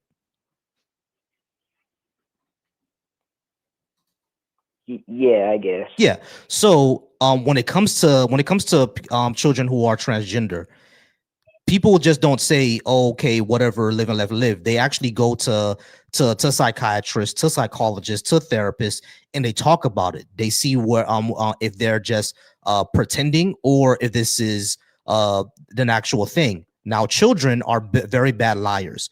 They're not just gonna say I'm Samantha for 6 months in a row. It's gonna be more than that. And for everything that we've seen, all the research that we've seen when it comes to brain scanning images, when it comes to psychological and psychiatric studies, being transgender is an actual disposition. It's not just something that they're pretending to do. It's not like a whole mental illness. Gender dysphoria is, a mental problem, but that can happen to anyone, not just trans people. So it's not really them just, pretending to be something else. I'm gonna ask you on one question though. All right, give me 1 second, JC. Hey, Trill, can you test the mic for me 1 second? Okay, can I do what? Can you say mic test 1 2 1 2 for me? Mic test 1 2 1 2. JC, did you hear Trill? No. He can't. They can't hear TikTok. I don't know why. They cannot hear TikTok. All right, Tahir, can you hear him? Yeah, I can hear him. All right. JC, did you hear Tahir? No. Nah, damn. They can't hear they can't hear TikTok. That sucks, man. I thought they would be able to hear it. Hold on, give me a second. Give me 1 second. Let me take a look at something. Look at audio settings. Yeah, the audio settings are here, but they can't hear it. That sucks. Give me one. Let me take a look at this. All right, so here, say mic check for me real quick. Mic check, mic check. Nah, they can't hear it. They can hear he can hear me, but for some reason he can't hear y'all. I don't know why. That is. Sorry about that, guys. I know we want to have a back and forth conversation with him, but he can hear me, but he can't hear y'all. I'm gonna have to figure out why that is and if I can get that fixed. I do have people on my TikTok, JC, who want to speak with you, but unfortunately you can't hear them, so it wouldn't be able to be a back and forth conversation. unfortunately. But honestly, though, you were killing it. I was like, I had some of these points that I kind of wanted to press, and you were hitting them. So I'm like, all right then, Volcy, you got this. Yeah, that is unfortunate. Yeah. Sorry, she was just talking to me real quick. Yeah. It's unfortunate that you can't hear them, but we can go ahead and keep it rolling. But yeah, when it comes to a transgender issue, I hope you know I hope you see where I'm coming from. Where I think we should build our society more for them to have healthy and happy lives and accept them for who they are, than just putting them on the outskirts of society and calling them perverts and stuff like that. Which, one of the big things for me is like when they're in like women's sports. Mm-hmm. Like when a biological man is participating in women's sports. Mm-hmm. Yeah. So yeah. Well, here's one thing, but man is more of a socially constructed thing. So you think about like a male, right? Like a male participating in female sports. Yeah. When it's excuse me, sorry about that. When those are concerns, right? And I don't think anybody denies that this can be a concern, because on average, males are stronger than females. That's just on average, right? However, when it comes to because number one, I think this should be decided by the sports medicine people, by people who research sports and things like that. Those are the people who should be deciding this. But as far as the information that we have, we don't have a lot of it. We still have a little bit of information, but from the little information that we have, we see that when a transgender person going from male to female, when they take as much, when they do the hormone therapies, when they're trying to do their transition, the rates of that equal out. And a good example of this is Leah Thomas, the one who was the swimmer who basically caused all this issue. She got in 5th place in the competition that she was in. So that means that what you would call natural born women actually beat her. You see what I'm saying? So her being born male didn't change anything, because she went through the hormone therapy, she went through all the transitions, and it equaled out to the point where people who are what we will say natural born beat her. You see what I'm saying? And they have been beating her. Like, she's not the number 1 swimmer out there right now. She's like number 150 or something like that. The number 1 swimmer is a cisgender woman, a woman who's naturally born, as far as you would say. You see what I'm saying? So it's from the information that we have, transgender women are not just gonna take over all the sports. You see what I'm saying? Like all of the news headlines you see of, a man pretended to be a woman and beat everybody and hit the records and all of that stuff. A lot of those are sensationalized. It's usually not what happened in real life. You feel me? Well, specifically with people like Leah Thomas, he has multiple women's swimming records. He's broken multiple records. So if that's the case, why isn't Leah Thomas the number 1 swimmer? Why is it a cisgender woman?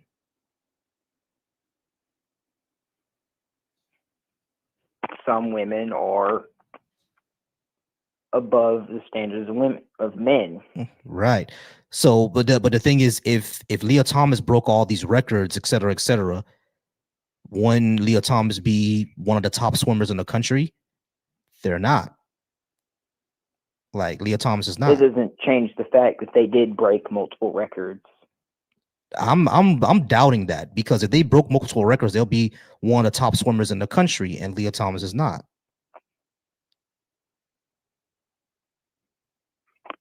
Matter of fact, hold on. We don't even have to go back and forth. Give me a second.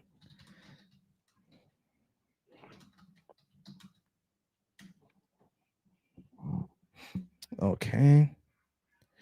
All right. So let's see. Leah Thomas broke several University of Pennsylvania and Ivy League swimming records and freestyle events, but she did not break any NCAA or national records at the 2022 NCAA championships, where she won the 500-yard freestyle title. Her NCAA win made history as the first D1 title by an openly transgender athlete.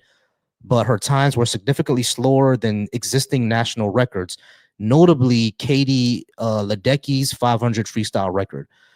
So yeah, she broke some Penn State records, but not anything national or NCAA. Like she's still way below them. There's also the thing of many people from the, Penn State or University of Pennsylvania. Many biological women from that team have stated that they felt very uncomfortable having him in their locker rooms. Understandable. I'm also uncomfortable having women in my locker room.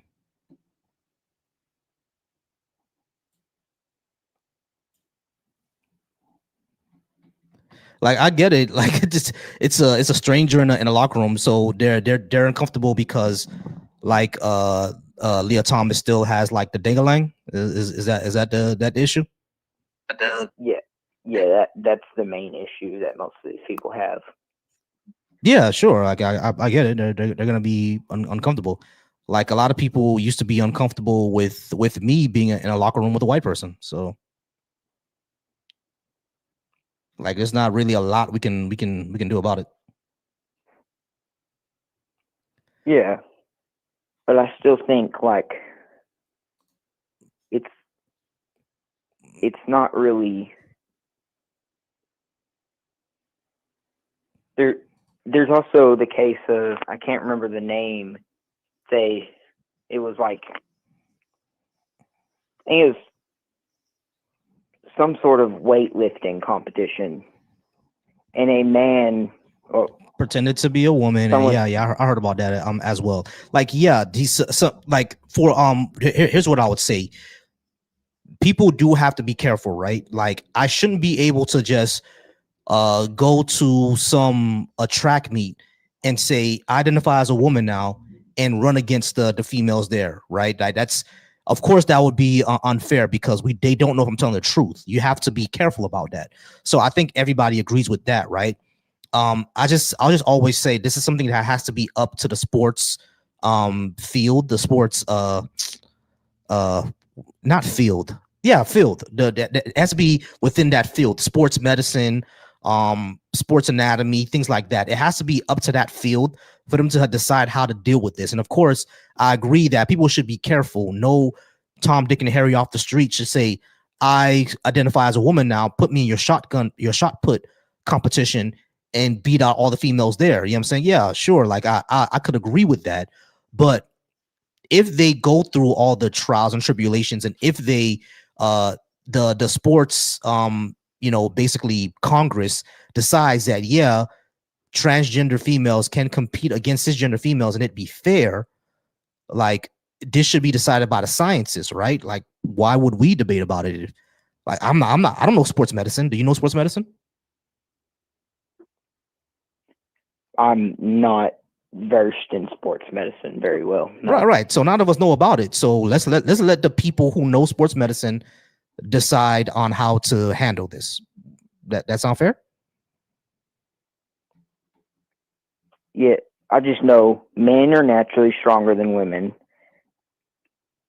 There's other reasons Leah Thomas could have lost those things. He's 6'1", and which is tall. Yeah, bro. Angel Reese is 6'3", so it's like yeah, there's tall women out there. Well, but the average height for a female is like 5'2", I think. Yeah, that's the average height. Yeah, there are tall women out there, bro. Like, hold on. Someone in my TikTok had a question for you. Go ahead, Trill. What was your question? My question is, what is his stance on? On regulations? Because it sounds like basically he wants regulations on private organizations used as conservative policy or idea. So I want to know, is he okay with regulations in general for private organizations, I guess. Gotcha. Or what All his right, stance is. I'm sorry. Gotcha. All right. So, JC, what Trill wanted to ask you is what your stance is on regulations, because when it comes to this transgender issue, you seem to want to have regulations over that. But how about regulations on anything else when it comes to environment, financials, things like that? Are you comfortable with regulations on those companies and institutions as well when it comes to those issues? Like just in general? Yes, in general. If a regulation is beneficial for a company, they should be allowed to do it. All right. So when I'm talking about with regulations, I mean stuff like, for example, you know how rivers used to set on fire because companies were dumping toxic waste into the river, right? Now we have a regulation that they can't do that, or they'll get fined, or even possibly face some jail time when they caught somebody doing it. So those are regulations that cut into their profits, but it protects people. Are you comfortable with those other regulations? Yeah. Okay, cool. So you also want like the sports world to also have regulations against transgender people, for them to like not play. Like, for example, the WNBA shouldn't take any transgender women. Those transgender women should go to the NBA. Yeah. Yeah, I'm not sure that's gonna work out, because again, when, as far as the information we have now, transgender athletes, female to male, transgender women athletes, female to male, they're on par with the female athletes who are not transgender. Now we do have it is limited. I'll give you that, right? It's limited studies, but shouldn't we be exploring more research, more studies to see exactly how this phenomenon works out instead of trying to limit it?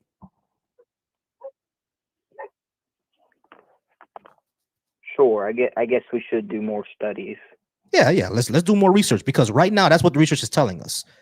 So, but as far as them existing as a transgender person, you don't think that we should accept them either?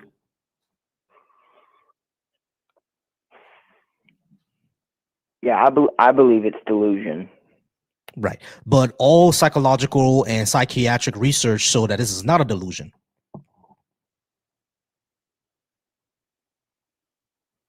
Do you think we should do more research to see if it is? Because we've actually have like a long history of transgender people existing, even from the Middle Ages. So it's like we have evidence of them existing, right? So, like, for example, the Native Americans used to call them two-spirited people. Over in India, there's also, I forgot what the word they use over in India for it, but transgender people exist there as well. So this has always been kind of a thing, right? So we know transgenderism has existed throughout human society, so it does exist. Do you think like this phenomena is just them being delusional, like schizophrenia? Because schizophrenia has also existed throughout all of human history, but we know that it's harmful because of the delusions that they face. But as far as transgender people know, they're just incongruent with the sex they were born in. So do you think that's going to cause harm to society when it's always been part of society? They're not going to hurt anybody. So, well, most of the ancient examples, that a lot of the examples people use, those people didn't actually identify as a separate gender. Like live as women. Yeah, the ones that I'm talking about in India, they were like Indian eunuchs. They actually did identify as women. Yeah, I mean, now a lot of those eunuchs didn't actually, get it cut off. That didn't happen in those eunuchs, but they did actually live as women, identify as women. That was a thing. They did it. Well, you also have situations in like the Middle East where kings would have concubines who were biologically male. Right. That is something that happened, and some of them lived as women. Like this, like what I'm trying to say is that being transgender has existed throughout all of human history. Right? We have records of this in ancient times, and they lived as the gender that they identified with. You know what I mean? So this has been a thing within history. So if there's been a thing within history, it's not something like schizophrenia where they have potential to harm themselves or others.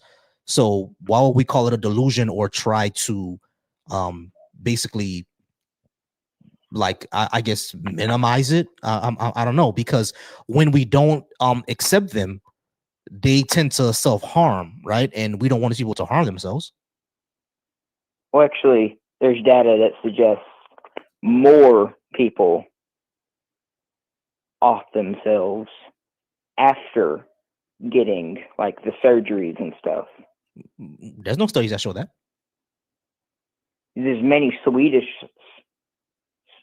has been doing this a lot longer than the US has, and they have many studies showing that the suicide rate or offing themselves rate goes up after being affirmed.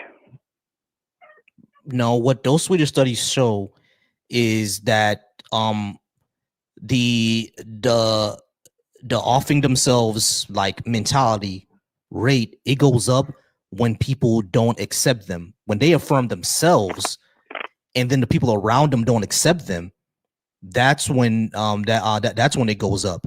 But if the people around them do accept them, the mentality goes down. Now, these are like limited studies, right? We don't have a lot. We should be researching this a lot more. But what's going on in America is that we just don't want it to be researched at all, which is a mistake, in my opinion.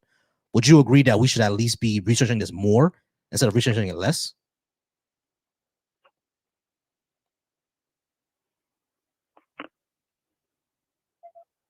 Sorry, I was getting data real quick. What did you say? Yeah, I was saying shouldn't be researching this more than less, because as far as I know with that Swedish study, and like again, these are not a lot that we have. With that Swedish study, it showed that when people don't accept them after they affirm themselves, that's when the mindset of offering themselves goes up. But if they do get a community who accepts them, then it tends to go down. You see what I'm saying? So, but there's not a lot of research that we have. So doesn't that mean we should be researching it more instead of just trying to push it out of society?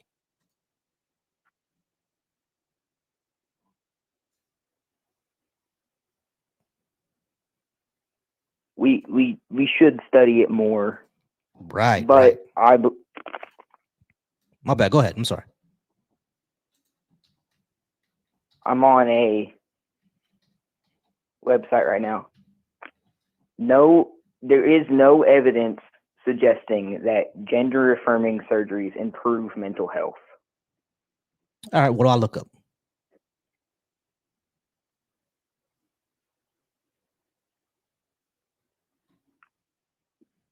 The fewer mental services were utilized by patients with a. Sorry, I'm just reading out loud. Yeah, what do I actually look up? This is on the Society for Evidence-Based Gender Medicine, and the title of the article is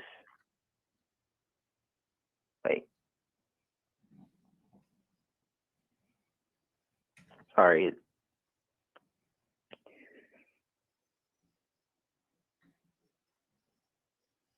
Oh, the Society for Evidence-Based Gender Medicine. That's an anti-trans organization, bro. Shouldn't you we actually look for what the study says, like a non-biased source, because this is a objectively anti-trans organization. So we should look for something that's unbiased, right? What is your source suggesting that? What they've actually said, they're known for like misinformation. Like there's multiple articles and news stories about them being known for misinformation. Like the first thing when you look them up, the first thing that you find is that they're an anti-trans organization. What's the source saying that though? Let's see. There's the Journal of Science-Based Medicine. Social science and medicine. Let's see, the Southern Poverty Law Center. The Southern Poverty Law Center actually looks up bigoted organizations. And there's the Journal of Law and Medicine. They've all pointed out that they've put out like transgender health information, misinformation. They're an anti-transgender organization.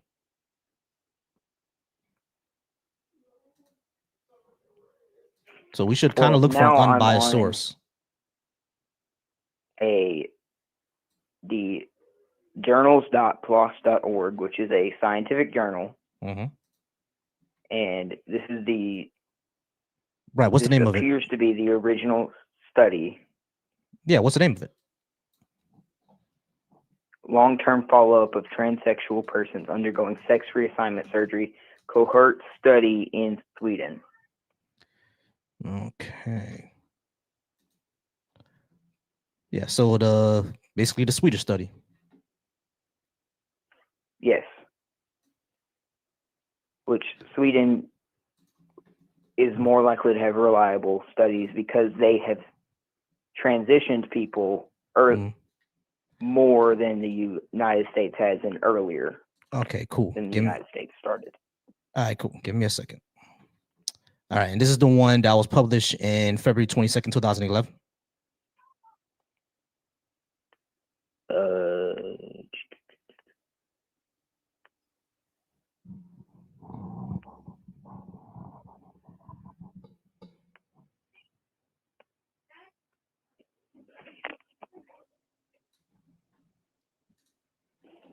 It's your wallet.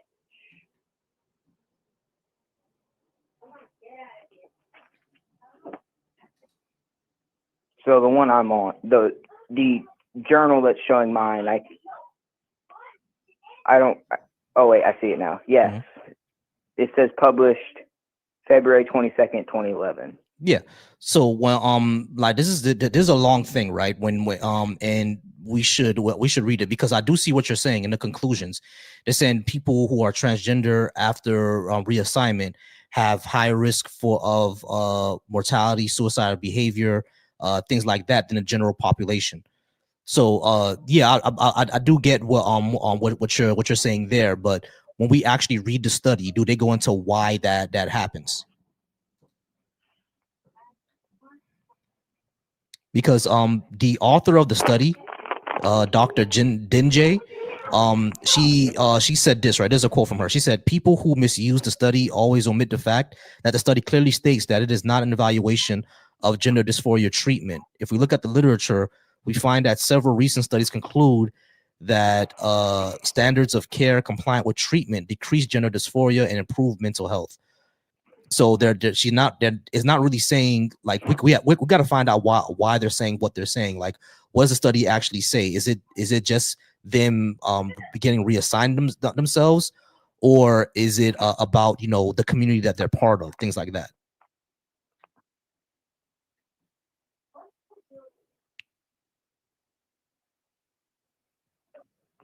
But when you look at the conclusions of it says persons with transsexualism after sex reassignment have considerably higher risk of mortality, offing themselves behavior, or psychiatric morbidity than the general population.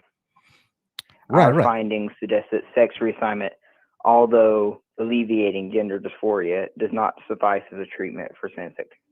Right. You have to have more. It's not just sexual reassignment surgery. So they're not saying that after all of them get reassigned, they're gonna have higher rates and that's it, right? They're saying gender affirming care, sex reassignment surgery is not the only thing that you need. You need more.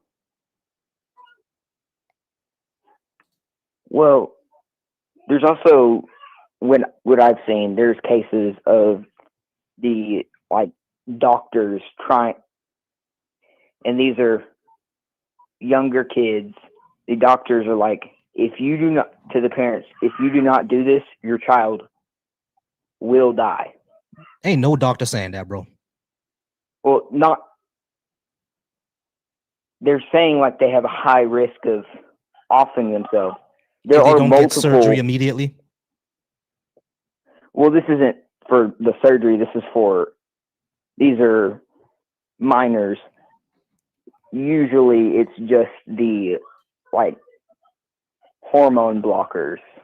Yeah, gender affirming care. Now, the thing is, when it comes to that, right, they're always going to go through some sort of psychiatric evaluation before that happens. They're not going to just toss it out to them, right? Yeah, I guess. Yeah, exactly.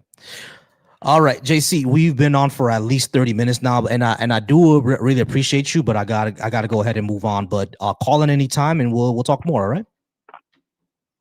Okay. I appreciate you, JC. Have a good night. All right, guys. I'm gonna figure out how we can have TikTok and the phone calls listen to each other, because it sucks that they can hear y'all. I mean, that y'all can hear them, but they can't hear y'all. That sucks. So I'm gonna go ahead and try to figure out a way, how we can do that, get it back and forth. But we are at about the 2-hour mark, and I gotta. Oh, okay, we got another call. I want to get to skeptical. Call from Jordan. Hey, Jordan, how you doing? Are you at least 18? And did you want to talk about what I had on the board? Yeah, I'm 19. So yeah. All right, great. Give me 1 second. Hey, this over on TikTok. All right, just give me 1 second, Jordan. Skeptical Spider-Man, you there? Spider-Man, you still there? All right. So how's it going, Jordan? You said you're over 18, and did you disagree with what I had on the board? Yeah, but I'm not affiliated with any party. I'm independent, but I would say I don't think leftist policies are better for society. I do disagree. All right, sure. Did you want me to explain which leftist policies I'm talking about, and then we can see if those are better for society or not? Well, can I tell you one policy I really disagree with? Sure. That for I think forever now leftists have pushed. That would be abortion. All right. What about it? Legalizing abortion up to 21 weeks, or I think higher, possibly. Yeah, sure. Well, what will be the issue? Because when it comes to abortion, right? I think a woman should have a right to her own body. We should promote bodily autonomy as much as possible. It's not her body, though. Scientifically, it's not her body, though. It's separate and unique DNA at the moment of conception, so it's not her body, and she shouldn't have the right to choose for that separate DNA. Why not? If she doesn't consent to that DNA being part of her body, why can't she do that? Yeah, she does. She had sex. That doesn't mean that she consented to being pregnant. Yeah, she did. That's what sex is. If I walk outside, do I consent to be hit by? Hold on, Jordan,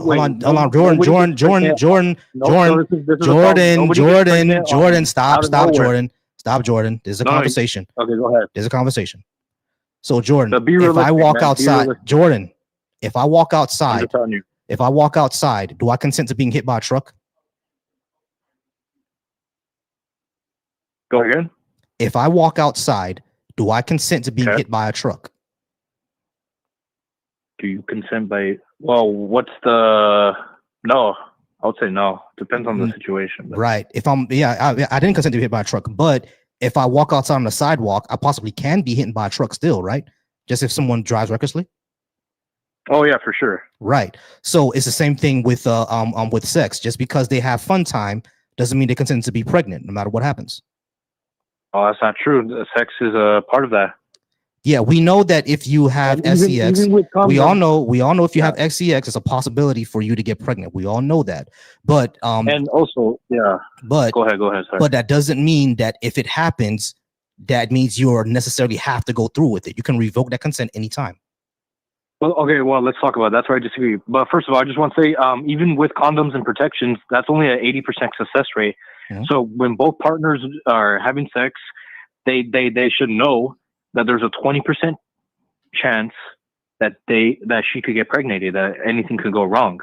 So they should, see those chances. They should expect the unexpected. They know what they're doing.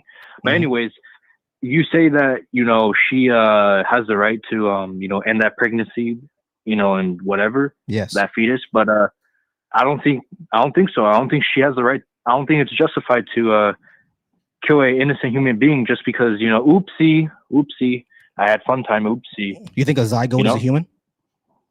A fetus, yes, it is a human because at the moment of conception, even biologists say, you know, life begins at conception. I know that it's alive, but so are cockroaches.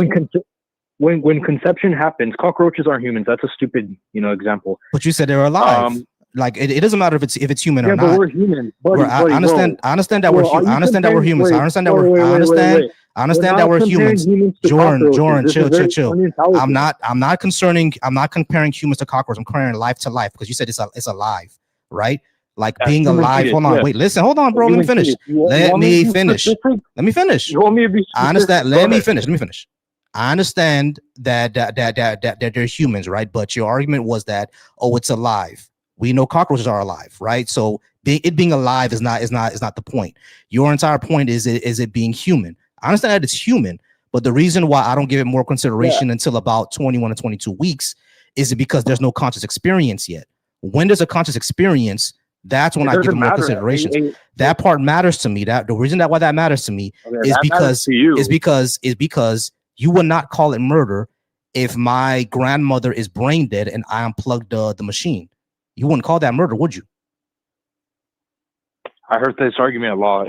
It's pretty It's yes or no, bro? Let me think. I'm thinking because that's a good argument. A grandmother who's brain dead, correct? Right. If she's brain dead, there's no brain activity, and I unplugged the machine, you wouldn't call that murder. I'm trying to think. Yeah, but I would say there's a big difference between a fetus and that. Right. So the brain activity in a fetus happens around 21, 22 weeks, which is why at that point, if abortion does happen, the brain develops at 6 weeks. The brain develops at 6 weeks. Right. But the brain starts to develop at 6 weeks, but there's no really activity there. There's no conscious experience. That doesn't happen until around 21 to 22. So at that point, that's when I give it more consideration. And I said, if an abortion does happen, it should either be because the mother's life is in danger, or we should prioritize trying to keep the fetus alive, which happens around 22 weeks. You can typically keep it alive. Even at 21, you can probably typically keep it alive. Sometimes there's a lower chance, but sometimes at 22, you can definitely keep it alive. So if she wants to have an abortion, go ahead and I can't really stop it, but you can have one that can keep the fetus alive, even though that's dangerous. I don't think that should happen, right? Because you're putting something else in danger. But that's around the time I give it more consideration. Before that, a zygote doesn't have human or any type of like interaction. There's nothing there. So it's just like how unplugging my brain dead grandma. I'm trying to think of an argument. You said it's not like a human and stuff. Like it doesn't have any of that. I would say, I'm trying to think. I would say there's humans right now who are disabled. I don't think they have. I'm trying to think. I forgot what it's called. But that's besides the point. I don't want both partners. I'm going to say both partners because it's both of their fault. I don't want them to get away. I don't want them to get away with what sex comes with. Sex comes with a price to pay. It comes with a consequence. Okay, and that is bearing a child. And I think it's wrong to kill that child. Because let me tell you something. When conception happens, your eye color is determined, your height is determined, your gender is determined. All these things are determined. And I mean, it's just your personal opinion. You don't see that as valuable.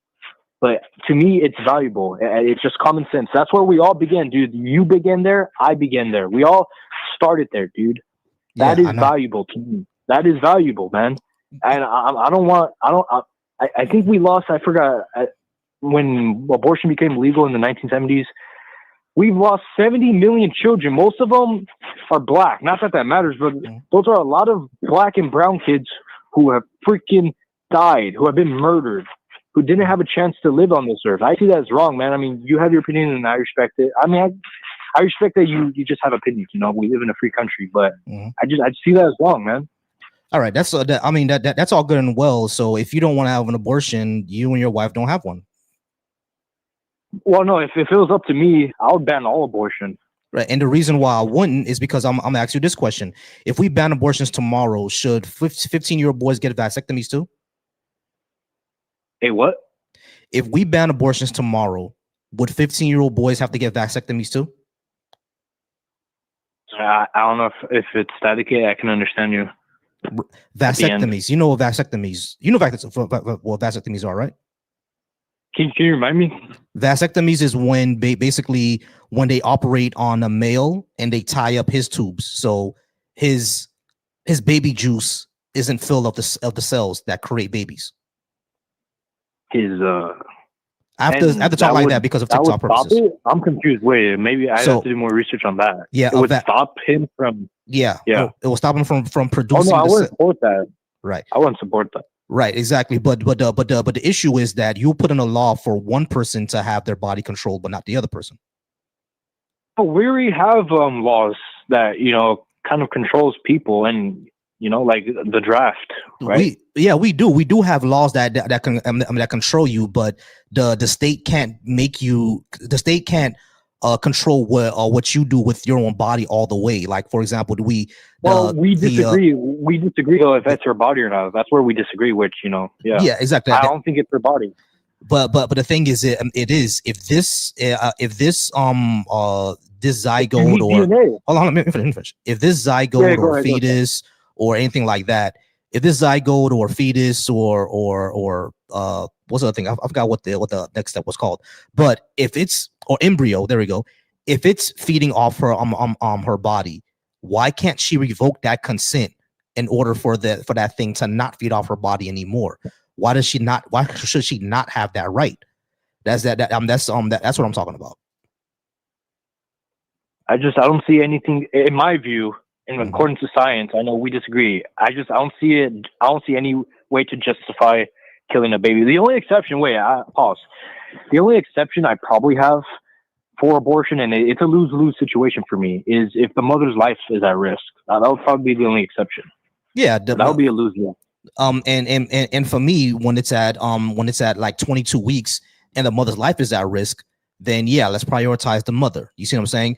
But and even then, I would say if we can keep the fetus alive, we can keep the fetus alive. But if we can't, and the mother life is in danger, let's prioritize the mother. I also say instance of rape and incest, right? I would say in those instances. Oh no, I disagree on that. But so you would force an 11-year-old girl, an 11-year-old who got raped by her uncle, to have that baby? Well, I would see what the doctor says. If the doctor says she could proceed this procedure, like she could give birth and she won't die, I'd say, yeah, I'm not gonna kill an innocent life. That's pretty sick, bro. Hey, exactly. People think I'm radical for that, but I value life, man. I'm sorry, dude. I value life. If that makes me a radical. If that makes me a far right, then I guess. I also value life, but I don't value all life. Even you don't value all life. Oh no, sorry. Let me rephrase, because yeah, you're right. I messed up. I value innocent life. Sorry. My apologies. No, you're right. There's a lot of lives that I don't value, like rapists, killers. Yeah, exactly. You're right. Yeah, we wouldn't value their lives. Benjamin Netanyahu. Yeah, I don't value that life at all. You see, we definitely agree there.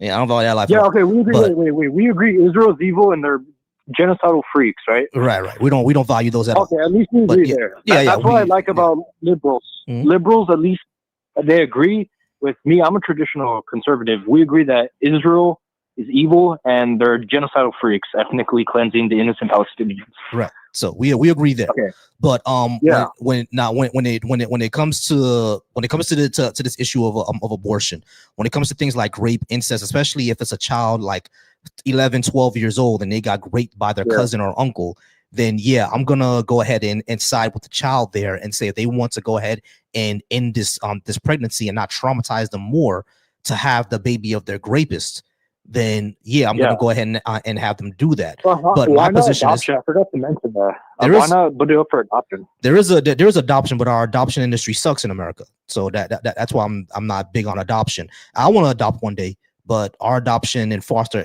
good for you, man. Our adoption and foster our foster program is completely garbage. But besides that, what I would say is that I understand how this is a hard issue. So what I want to do, which is why I say leftist policies are better for society, is because if we put in policies that will actually lower the rates of abortion, then everybody will be happier, right? Even if we keep it legal, they happen less because we put in policies that have them happen less. And those policies are usually robust sex education, more access to contraceptives, like more higher wages, things like that. Basically policies that increase education, increase the amount of spending income that people have, that decreases childcare costs, and then we would see a lower rates of abortion, because a lot of the times, or the reason why I see people get abortions is because over the lifetime of a child, they just can't afford it. You see what I'm saying? So they just go ahead and get the abortion, because the abortion is $300 rather than 18 years of maybe $60,000 to $70,000 that they don't know what's going to come from. You see what I'm saying? So that's why they have abortion. So if we put in policies that will lower the rates, everybody wins, right? I don't know. But are you down for one more topic? Do you have time, or are you gonna move to the next person? Yeah. We're at about 15 minutes. I usually get it by 15, but we could go ahead and keep going. I'm gonna get off in a little bit after you. Go ahead. Well, we'll agree to disagree on abortion, but you made some good arguments. I respect that. But I'm trying to think of a topic. I was gonna mention immigration, but I feel like that's kind of boring. I don't know, because I'm for securing the border, and I'm for less immigration overall, actually. Like, I know that may sound crazy. I used to be like, deport the illegals, but now I'm like, let's not allow any more immigrants. Why not? You want to talk about that? Yeah, well, why not? Because if an immigrant wants to come to America, experience the American dream, wants to contribute to our society, what's the issue? The issue is a lot of immigrants don't align with our culture and our values in America. They don't speak English. They don't, they just don't speak English. They don't have the same values. They just, I don't see them. I don't see a benefit of them coming here. What my parents are from Haiti, right? What values do you think, like, they don't speak English? That's my parents do speak English now because they've been here for like 40 years. But when it comes to new Haitian immigrants, what values do you think that they're not going to have in Haiti that would contradict the American values? Like I said, language. I would say, I don't want to sound. Can they learn English? I was gonna say they can learn English, right? Yeah. I don't know too much about Haiti, but I don't know too much about Haiti. I don't know how they treat women, but I don't know, so I can't say anything. That'll be dishonest of me. But I'm trying to think, because my grandparents were immigrants, but the thing is, they came here legally and they came here learning English, which is the right way and the good way. That's why yeah. Okay. But when it comes to like how they treat women, one of the thing that I've always said is that even in America, a lot of women here would say that America doesn't know how to treat women. The feminist movement started here in America. You know what I mean? So I would say that there's a lot of arguments that even here in America we don't treat women well. But I think the more of the concern would be, are they like abusive to their women? Even in cultures where abuse is kind of, for lack of a better word, allowed, even in those cultures, most of the married men are not abusing their women, right? So when it comes to things like that, most people don't abuse their women anyway.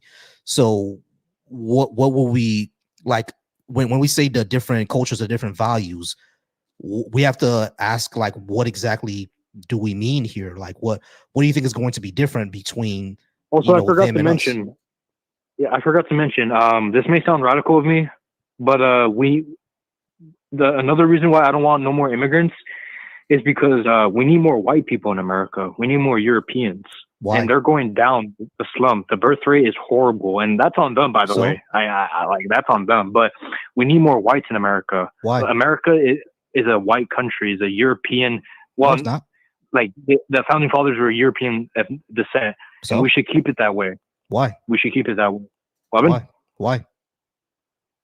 Because that's how they intended it. If they saw the country today, they wouldn't like it. They would be fucking disturbed.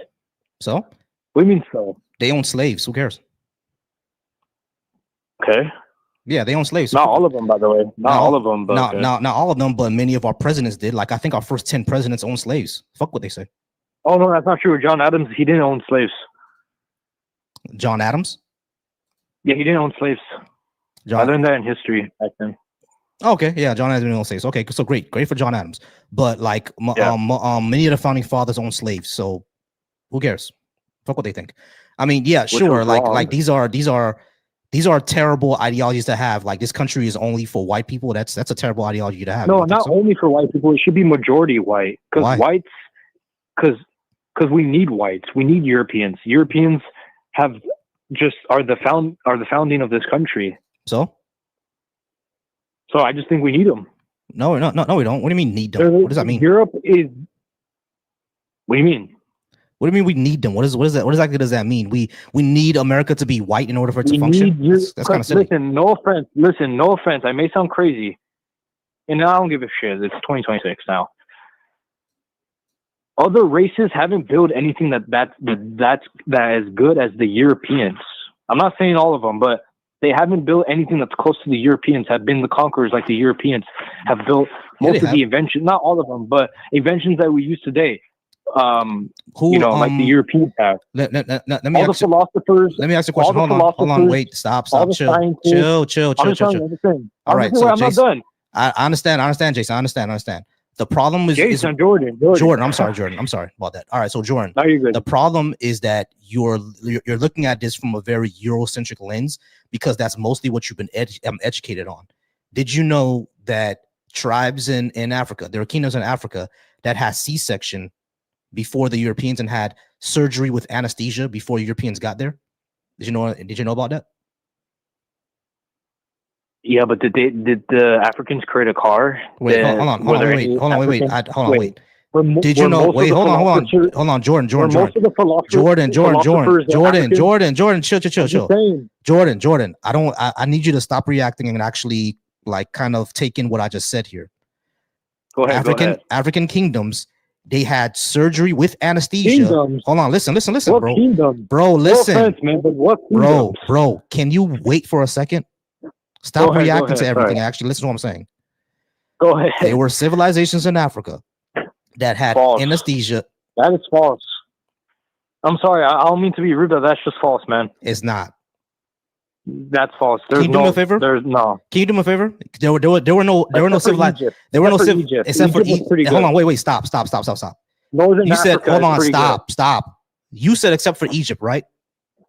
Yes. What is Great Zimbabwe? Go ahead. What is Great Zimbabwe? What is? I don't know if I can. You don't know exactly. Hold on. Wait. I'm just gonna ask you. Hold on. Wait. Stop. I'm just gonna ask you a quick question. I'm just gonna ask you quick questions, Jordan. And if you don't know, just say I don't know. Okay. What was the Kush civilization? What was Kush? I don't know. What was Aksum? Never heard, man. What was Ashanti?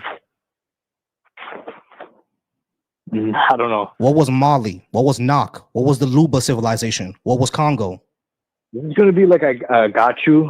No. It is I'm not being unfair. It isn't I got you because you said except for Egypt, Africa didn't have civilizations, and I just named you 7. So this actually proves my hold on. This proves my point. Everything that you're saying, everything that you're claiming, comes from a Eurocentric lens because you don't know about it because you're only taught about Europe. That's the problem. It's not that these things didn't exist. Is that you don't know about it because you never taught about it. To talk about when I say there is something to talk about, because at the end of the day, I just told you that the Nok civilization had writing outside of Egypt and outside of Europe. They also had technology to do surgeries without anesthesia before Europe. We know about this because when European explorers actually went into Central Africa, they described them having surgeries and C-section, and not only that, not just surgeries and C-section. I forgot what else I was gonna say, but they had surgeries and C-sections and astronomy all without Europe. Oh yeah, and even inoculation, like the idea to inoculate yourself. You know, from like where vaccines came from. Africa, hold on, listen. I'm sorry, man. Listen. The idea to inoculate yourself actually came from Africans. Did you know that? Wait, repeat it again. The idea to inoculate yourself. You know what inoculation is, right? No, remind me. Inoculation is where vaccines came from, where you take the dead part of the disease and you put it over a bleeding part of your arm, and that vaccinates you against smallpox. Did you know Africans figured that out before Europeans? So when you say when you say that nothing came out of Africa, that's only because Europe basically colonized the world and erased a lot of that history. A lot of stuff was coming out of Africa. You just don't know about it because that's not what you're. Oh heck no, nothing came out of Africa, dude. No philosophers. Well, I'm not gonna say because you don't know about them. That's the only reason you don't know about them. Oh, there's none. There's nothing to talk about. Even Africans don't talk about it because they were colonized. Because in Africa, did you know? Hold on, wait. Let me. What do you? Hold on. Stop. Jordan.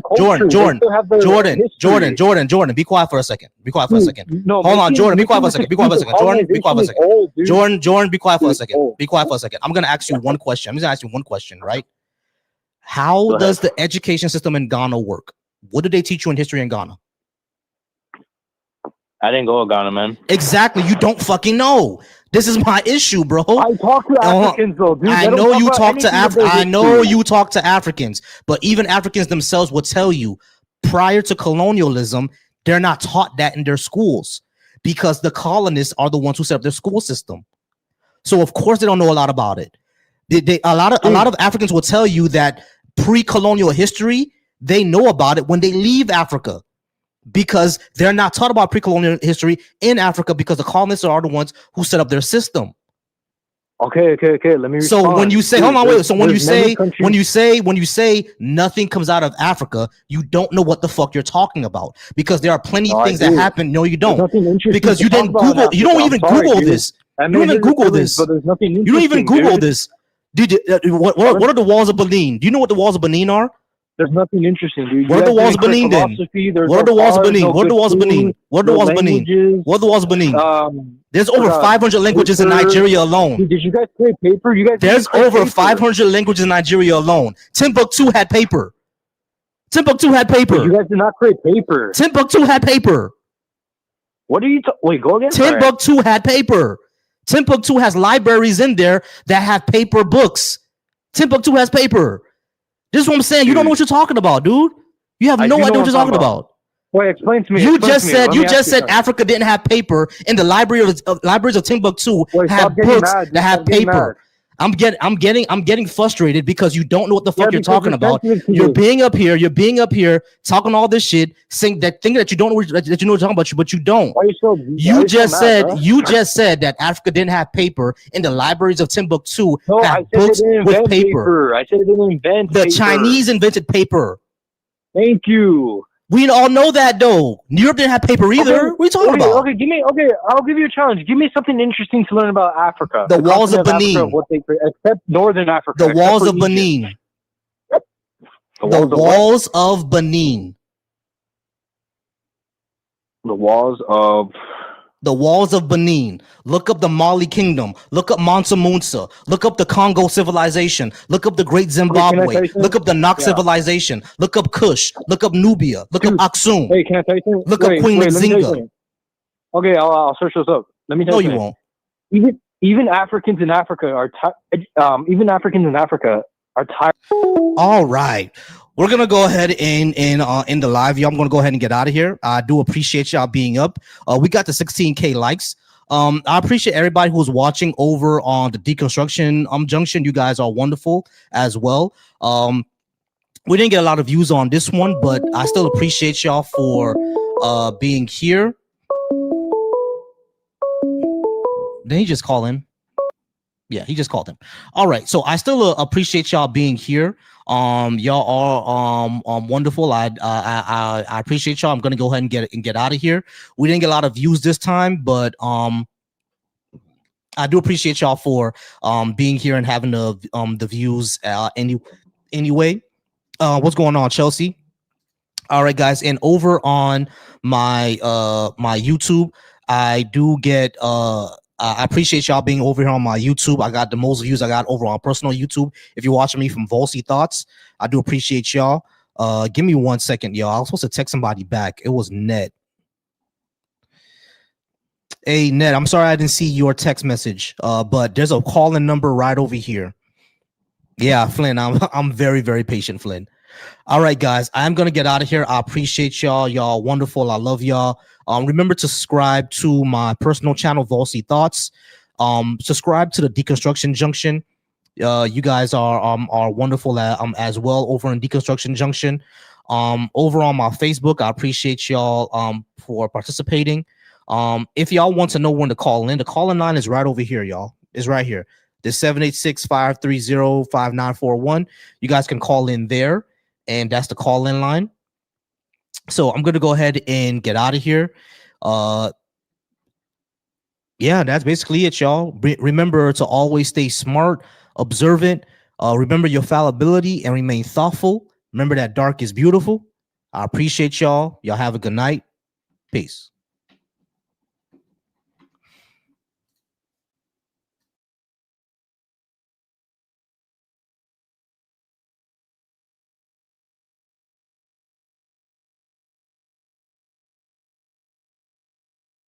Isaiah.